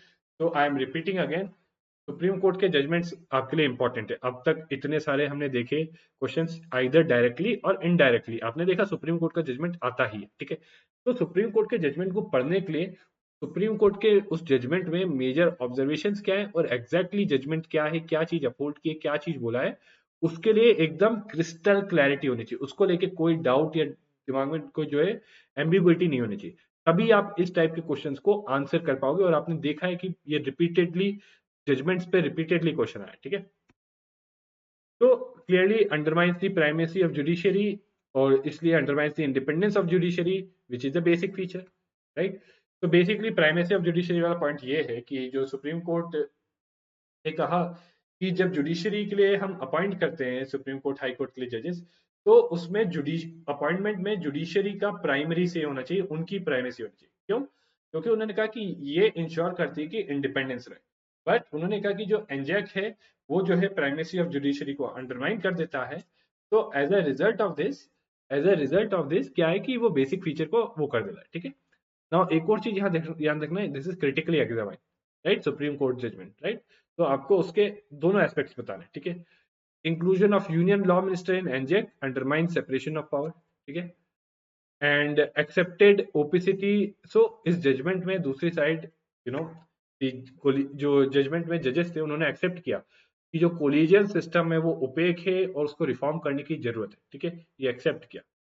बट अगेन आप क्रिटिकली एग्जामाइन करोगे, दूसरी साइड आप बोलोगे कि अपार्ट फ्रॉम दैट, मतलब दूसरी चीजें भी बताओगे कुछ जजमेंट को लेके, राइट। अदर हैंड एक तो यही हो गया कि एक्सेप्ट किया कि कोलिजियम सिस्टम है उसको रिफॉर्म करने की, दूसरी चीज ये भी बताओगे कि आपकी जो जुडिशरी है कहीं ना कहीं वो जो है इसमें जो अगर जब तक रिफॉर्म नहीं करेगा खुद से, राइट, जैसे एमओपी भी जो है हमारा चल रहा है अभी दोनों के, उसके बाद ड्राफ्ट ही बना हुआ है, ड्राफ्ट एमओपी, राइट। तो कहीं ना कहीं जब तक जुडिशरी रिफॉर्म नहीं करता, राइट, उसका जो इंस्टीट्यूशन है उसको मतलब ये भी कहीं ना कहीं कि अपने ही चीज के लिए खुद ही डिसाइड कर रहा है, ओके। तो this is again again something against the principles of natural justice, तो ये वाला पॉइंट भी आप बोल सकते हो, ठीक है। तो कंक्लूजन क्या है कि कंसेंसस होना चाहिए ड्राफ्ट एमओपी पे, जो अभी तक नहीं हो पाया, ठीक है। ये आई थिंक 2015 में आया था ये क्वेश्चन, 2015 में आया था क्वेश्चन, और अभी तक कंसेंसस नहीं हो पाया, ठीक है। There is no consensus till now between judiciary, ठीक है। But in the meantime क्या कर सकते हो, जब तक कंसेंसस नहीं बनता एटलीस्ट कोलिजियम सिस्टम को तो रिफॉर्म किया जा सकता है, उसमें ट्रांसपेरेंसी और अकाउंटेबिलिटी लाई जा सकती है, और आप सबने देखा है उसको रिफॉर्म किया गया है। कोलिजियम की जजमेंट्स जो रिकमेंडेशन है कुछ, वो जो है सुप्रीम कोर्ट अपनी वेबसाइट पे डाल दिए, राइट। और भी जो है ओपननेस और ट्रांसपेरेंसी लाई जा सकती है, ठीक है। अब अगला क्वेश्चन है बड़ा ही सिंपल और straight forward. Indian constitution has provisions for holding joint sessions of the two houses of parliament, ठीक है। जॉइंट सेशन का प्रोविजन है, ठीक है। तो यहाँ पूछता है enumerate the occasions when this would normally happen, also the occasions when it cannot, ठीक है। तो सिंपली बताना है कि कब जॉइंट सिटिंग हो सकती है, कब जॉइंट सिटिंग नहीं हो सकती, और उनके पीछे रीजंस भी दे दें, ठीक है। तो very simple and straight forward जो लक्ष्मीकांत से आप पढ़ोगे, ठीक है। रीजन तो बहुत सिंपल है कि यार बिना जो है मतलब कई बार लॉस में बैकलॉग वो आ जाता है, लॉक जैम। कुछ एरियाज जो है जहां राज्यसभा का रोल नहीं होता, राइट, वहां पे जॉइंट सिटिंग नहीं होती, राइट। कुछ एरिया जो है जहाँ कॉन्स्टिट्यूशन मेंशन्ड है, कॉन्स्टिट्यूशनल अमेंडमेंट, राइट, उसको दोनों को सेपरेटली पास करना है, तो इसलिए वहां पे नहीं होती। बट कुछ नॉर्मल बिल से जहाँ जो है लॉक जैम हो सकता है, राइट, दोनों में, तो वहां पे जो है प्रोविजन है, अगेन वो भी कंडीशंस में है, ठीक है। वो सारी कंडीशंस आपको मेंशन करनी है, तो सिंपली आपको लक्ष्मीकांत से पढ़नी है, ठीक। नाउ अगला जो सेपरेशन ऑफ पावर से उसको लेके एनालाइज करते हैं, राइट। तो अगेन इधर डीप में जाने से, क्योंकि कुछ क्वेश्चंस हम डिस्कस कर चुके हैं ऑलरेडी, जैसे एनजैक वाला हो गया, राइट। बट कुछ क्वेश्चन जो ऐसे हैं जो हमें डिस्कस करने हैं, तो उसको भी मैं ब्रीफली डिस्कस करूंगा, राइट। ज्यादा डिटेल में एक्चुअली जाने की जरूरत नहीं है इधर, ओके। बट मेन जो आपको है कि आपको समझना है कि किस टाइप के क्वेश्चन आते हैं इससे, राइट। जैसे मैं बता चुका, सेपरेशन ऑफ पावर्स में हमेशा ये आता है कि क्या जो चीजें हैं ऐसी, जैसे जुडिशियल एक्टिविज्म, मतलब कोई भी चीज ऐसी, ऑर्डिनेंस मेकिंग पावर हो गई, तो ordinance making power separation of power को वायलेट करता है। Judicial activism, judicial overreach separation of power को वायलेट करता है, ठीक है। जुडिशियल लेजिस्लेशन लेजिस्लेशन, राइट, वो सेपरेशन ऑफ पावर को वायलेट करता है, ठीक है। तो पार्लियामेंट भी कुछ ऐसी चीज करे कि एग्जीक्यूटिव के फंक्शन उसे कर ले या वो कर ले, बट अगेन पार्लियामेंट के केस में इतना नहीं होता, मेनली एग्जीक्यूटिव और जुडिशियरी के केस में ये देखा गया है कि सेपरेशन ऑफ पावर वायलेट होती है, ठीक है। तो देखो सबसे पहला जैसे मैंने बताया जुडिशियल लेजिस्लेशन, तो यार देखो लेजिस्लेशन करना किसका काम है, पार्लियामेंट का, बट जुडिशियरी करता है, तो it is naturally antithetical to separation of power, ठीक है। अब इसी कॉन्टेक्स्ट में justify the filing of large number of PILs praying for issuing guidelines to the executive authority. तो देखो सेंटेंस बोल रहा है कुछ और आपको जस्टिफाई करना है कुछ और, राइट। सो जस्टिफाई करना है आपको जुडिशियल लेजिस्लेशन, सेंटेंस बोलता है कि जुडिशियल लेजिस्लेशन जो है सेपरेशन ऑफ पावर को वायलेट करता है, क्योंकि ऑब्वियसली जुडिशियरी का काम है एडजुडिकेट करना, ना लेजिस्लेट करना। लेजिस्लेट करना तो पार्लियामेंट का काम है, ठीक है। बट देखा गया है कि कई लोग जो है पब्लिक इंटरेस्ट लिटिगेशन फाइल करते हैं और सुप्रीम कोर्ट को बोलते हैं कि प्लीज गिव डायरेक्शंस और guidelines to executive authorities to do this, right. तो इसको जस्टिफाई करना, तो यहाँ पे आपको चाहिए examples, you need examples here, कि किस केस में यू नीड एग्जाम्पल्स। और सबसे अच्छा एग्जाम्पल है विशाखा गाइडलाइंस, राइट। तो सुप्रीम कोर्ट ने विशाखा गाइडलाइंस इशू की, क्यों इशू की सुप्रीम कोर्ट ने, क्योंकि एक वैक्यूम था।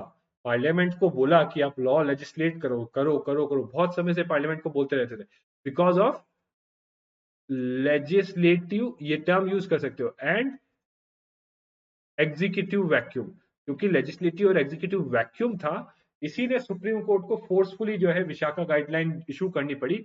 एंड अगेन दिस गाइडलाइन को इशू करने के पीछे यही था कि जो sexual harassment at work place होता है, वो वुमेन का राइट टू लाइफ आर्टिकल 21 के अंदर जो है उसको वायलेट करता है। तो इसीलिए और सुप्रीम कोर्ट का रोल है, सुप्रीम कोर्ट का रोल है टू प्रोटेक्ट। तो सुप्रीम कोर्ट का रोल क्या है, जो जुडिशरी है उसका रोल है to defend the rights, right. और अब देखो, अब सुप्रीम कोर्ट देख रहा है कि यार किसी के राइट्स वायलेट हो रहे, क्यों, बिकॉज लेजिस्लेचर उस पर लॉ नहीं बना रहा, एग्जीक्यूटिव भी कोई नहीं कर रहा, एग्जीक्यूटिव भी इनएक्टिव है, लेजिस्लेचर भी इनएक्टिव है। तो इधर सुप्रीम कोर्ट अपनाता है जुडिशियल एक्टिविज्म, कहता है कि ओके आप लोग नहीं कर रहे, but I am seeing that because of your inactivism और because of vacuum of law और गाइडलाइंस, इन लोगों का राइट वायलेट हो रहा है। तो इसलिए सुप्रीम कोर्ट खुद से जो है विशाखा गाइडलाइन लिया। इसी तरीके से सुप्रीम कोर्ट ने गुड सेमेरिटियन गाइडलाइंस, यानी जो लोग एक्सीडेंट विक्टिम्स को हेल्प करते हैं उनको हरास ना किया जाए, इसकी गाइडलाइन जो है सुप्रीम कोर्ट ने रिलीज की, राइट, गुड सेमेरिटियन गाइडलाइंस, ठीक है। तो अगेन ऐसे और भी बहुत सारे एरियाज और एग्जांपल्स आप दे सकते हो, राइट, गुड सेमेरिटियन ये। बट अगेन जस्टिफाई करना है तो आपको इस तरीके से बताना होगा कि सुप्रीम कोर्ट की ड्यूटी है। तो सुप्रीम कोर्ट ये जस्टिफाइड उस केस में जहां पर सुप्रीम कोर्ट लोगों के राइट्स प्रोटेक्ट करने के लिए या वीकर और मार्जिनलाइज सेक्शन के राइट्स को फर्दर करने के लिए, राइट, सोशल जस्टिस के लिए, इन चीजों के लिए जहां पर सुप्रीम कोर्ट जो है जुडिशियल लेजिस्लेशन करता है बेस्ड ऑन पीआईएल, वहां और जहां पे जो है हम पहले ही एग्जीक्यूटिव के पास जा चुके हैं, लेजिस्लेचर के पास जा चुके हैं, उनको बहुत समय से कह रहे हैं लॉ बनाइए बट नहीं बना रहे, तो इन दैट केस क्या है, जो है जस्टिफाइड है। बट हाँ, अगर ऐसी सिचुएशन है कि लेजिस्लेचर लॉ बना रहा है और उस पर जुडिशियरी कोई लेजिस्लेशन कर दे, तो दैट इज रॉन्ग, राइट। तो इस तरीके से आपको इसको जस्टिफाई करना होगा, ठीक है। Next is, do you think that constitution of India does not accept principle of strict separation of power, rather it is based on principles of checks and balances? So obviously बड़ा ही easy है, हम सब जानते हैं strict separation of power नहीं है। और कैसे नहीं है, आप सब जानते हो कि कैसे नहीं है, क्यों नहीं है स्ट्रिक्ट, तो दो पार्ट्स में लिखोगे। एक, स्ट्रिक्ट सेपरेशन ऑफ पावर नहीं है, क्यों नहीं है? Executive is born out of the legislature, ठीक है। जजेस का अपॉइंटमेंट करता है एग्जीक्यूटिव, ठीक है। तो देखो मैं बताता हूँ, और यही चीजें चेक्स एंड बैलेंसेस भी है, ठीक है। तो क्यों नहीं है, ये आपका लेजिस्लेचर है तो एग्जीक्यूटिव इसका पार्ट होता है। दूसरी चीज, ये आपकी जुडिशरी है, तो जुडिशियल अपॉइंटमेंट्स में एक से होता है प्रेसिडेंट करते हैं, ठीक है, प्रेसिडेंट करते हैं, ठीक है, भले ही collegium system but ultimately president judicial appointment करते हैं, ठीक है। और और क्या है, जुडिशरी कैसे करता है, जुडिशियल जो अभी हमने पूछा देखा, जुडिशियल लेजिस्लेशन, जुडिशियल लेजिस्लेशन जो जुडिशियल मेनली एक्टिविज्म और जुडिशियल रिव्यू के थ्रू होता है, right. Judicial legislation, judicial activism, judicial review के थ्रू होता है। तो इस टाइप से पॉइंट फॉर्म में आप लिख लिख के बताओगे कि इन सब चीजों से हम देख सकते हैं कि सेपरेशन ऑफ पावर नहीं है, रादर एक चेक्स एंड बैलेंसेस का प्रिंसिपल है, ठीक है। चेक्स एंड बैलेंस, तो जुडिशियल रिव्यू क्या करता है, एक चेक और बैलेंस लगाता है दोनों पे, एग्जीक्यूटिव और उस पे। जबकि अगर जो जुडिशरी के अपॉइंटमेंट में हम एग्जीक्यूटिव को से क्यों दे रहे हैं, for check and balance, right. और एग्जीक्यूटिव पार्लियामेंट के अकाउंटेबल क्यों है, फॉर चेक एंड बैलेंस, ठीक है। तो इस टाइप से आप ये तीन तीन एग्जांपल देके इसको बता सकते हो। तो ये हमने डिस्कस कर ही लिया है, ठीक है। लेट्स सी द नेक्स्ट, ये भी डिस्कस कर लिया है, ठीक है। Now next one is resorting to ordinances. So ordinances is again something, ये बेसिकली एग्जीक्यूटिव को पावर है to make laws, okay, executive को power to make temporary laws, right, but and these temporary laws, but ये domain में किसके हैं, temporary laws किसके domain में, ऑर्डिनेंस, ये है इन दी टेम्पररी लॉज, लॉ बनाना किसके डोमेन में, लेजिस्लेचर के। बट एग्जीक्यूटिव को भी पावर दे रखी है ऑर्डिनेंस बनाने की, that is temporary laws. Now अब देखो पूछ क्या रहा है, it has raise the concern of violation of spirit of separation of order. तो एक चीज आई होप आप समझ रहे होगे, जब भी सेपरेशन ऑफ पावर पे क्वेश्चन आएगा, it will be on the antithetical, not accept, ठीक है। यहां भी जो है सेपरेशन ऑफ पावर आया, यहां भी वायलेशन हो रहा है, राइट। तो अगेन ये यहां भी देखोगे कि बेसिक स्ट्रक्चर का डॉक्ट्रिन, जुडिशरी, इनफैक्ट एक क्वेश्चन से अगर आप देख लो ना, आपको इस टॉपिक के लिए काफी पॉइंट्स मिल जाते हैं, ठीक है। You get lot of points for this topic, ठीक है। तो जहां भी सेपरेशन ऑफ पावर्स को वायलेशन हो रहा है, उसी के अराउंड क्वेश्चंस बनते हैं यहाँ पे, ठीक है। तो अगर करंट अफेयर्स में भी कुछ ऐसा आया जहां आप देखो कि यार सेपरेशन ऑफ पावर का वायलेशन हो रहा है, तो ट्रस्ट मी वो इशू को आप अच्छे से पढ़ना, राइट, उसके आने की प्रोबेबिलिटी ज्यादा है, ठीक है। तो देखो, एग्जीक्यूटिव का जो resorting to ordinance power has raise the concern of violation of spirit of separation of power doctrine, ठीक है। While noting the rationales justifying the power to promulgate ordinance, analyze whether decisions of Supreme Court on the issue have further facilitated resorting to this power.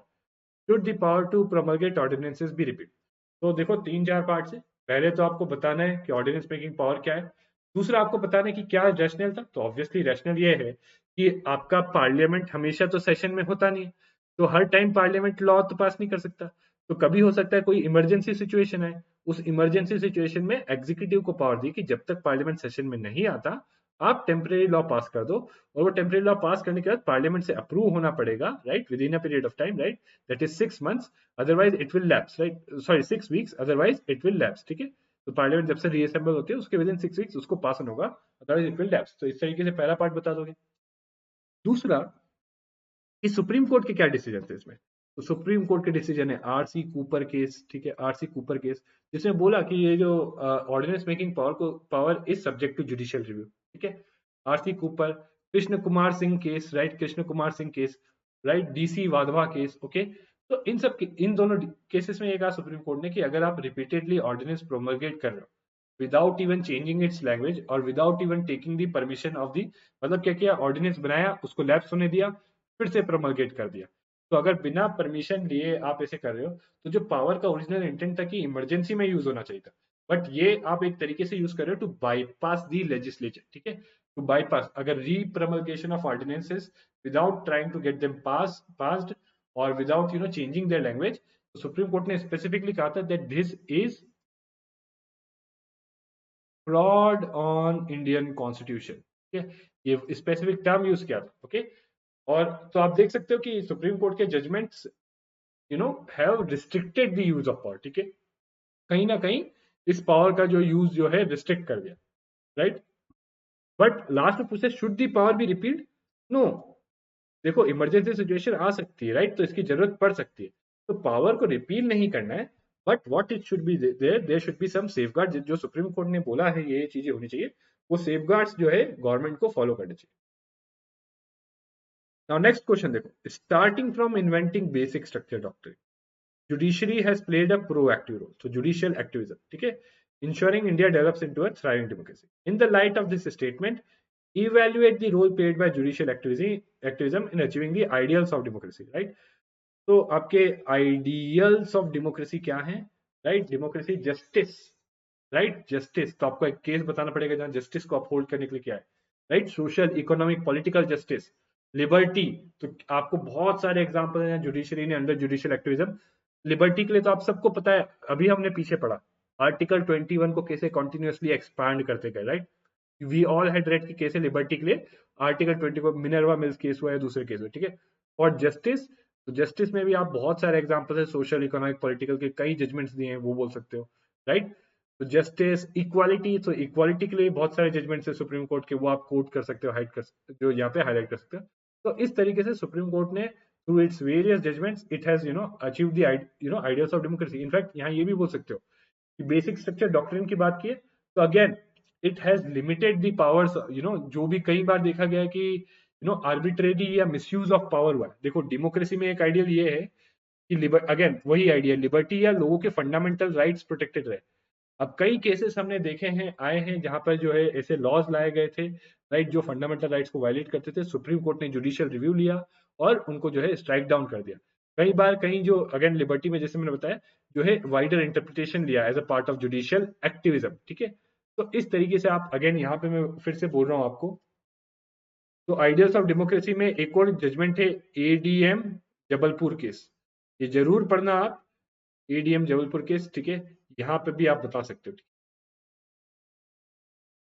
Now, next is Supreme Court keeps check on arbitrary power of Parliament in amending Constitution.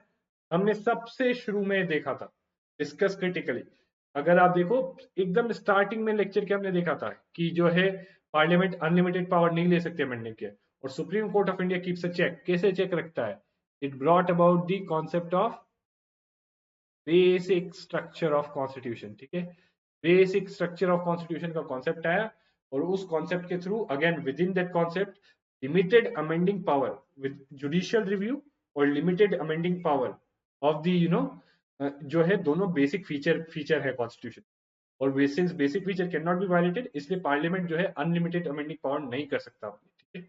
तो इस तरीके से आपको critically explain करना है इसको, okay. तो this is it for our part 1, right, ये हमारा पार्ट 1 हो गया है, ठीक है। अब हम जो है अगले उस पे जो है फेडरल इश्यूज वाला एस्पेक्ट जो है, जो बाकी जो रिमेनिंग टॉपिक्स है वो पार्ट 2 में हम कल कवर करेंगे। तो guys thank you very much, and again ये पीपीटी भी आपको मिल जाएगी, एक पीडीएफ डॉक्यूमेंट भी मिलेगा जिसमें सारे क्वेश्चन जो है क्लासिफाइड है, राइट, टॉपिक वाइज। आपको बस क्या करना है, आपको बस पढ़ना है, इन वीडियो को देखना है, थोड़ा अपने आप से भी देखो, एनालिसिस सिर्फ देखना नहीं है, थोड़ा जिस हिसाब से मैं आपको बता रहा हूँ उस हिसाब से खुद से भी आप चीजों को देख के सोचिए, समझिए, एंड अल्टीमेटली ट्रस्ट भी इतना अगर आप कर लोगे ना, तो एटलीस्ट आपको ये तो क्लैरिटी हो जाएगी कि आपको क्या पढ़ना है, राइट। ट्रस्ट मी, ये बिल्कुल क्लैरिटी हो जाएगी। प्लस यहाँ पे जितनी चीजें मैंने डिस्कस की हैं, ये जजमेंट्स वगैरह, ये हाईली वैल्यू कंटेंट है, जिसका यूज वैल्यू बहुत ज्यादा है, मतलब कई क्वेश्चंस में आप बार बार इसको यूज कर सकते हो, ठीक है। तो ये पीडीएफ लेके उन चीजों को भी अपने नोट्स में इंक्लूड कर लो या ऐसे ही रख लो इसको, ठीक है। So guys, thank you very much and see you again tomorrow.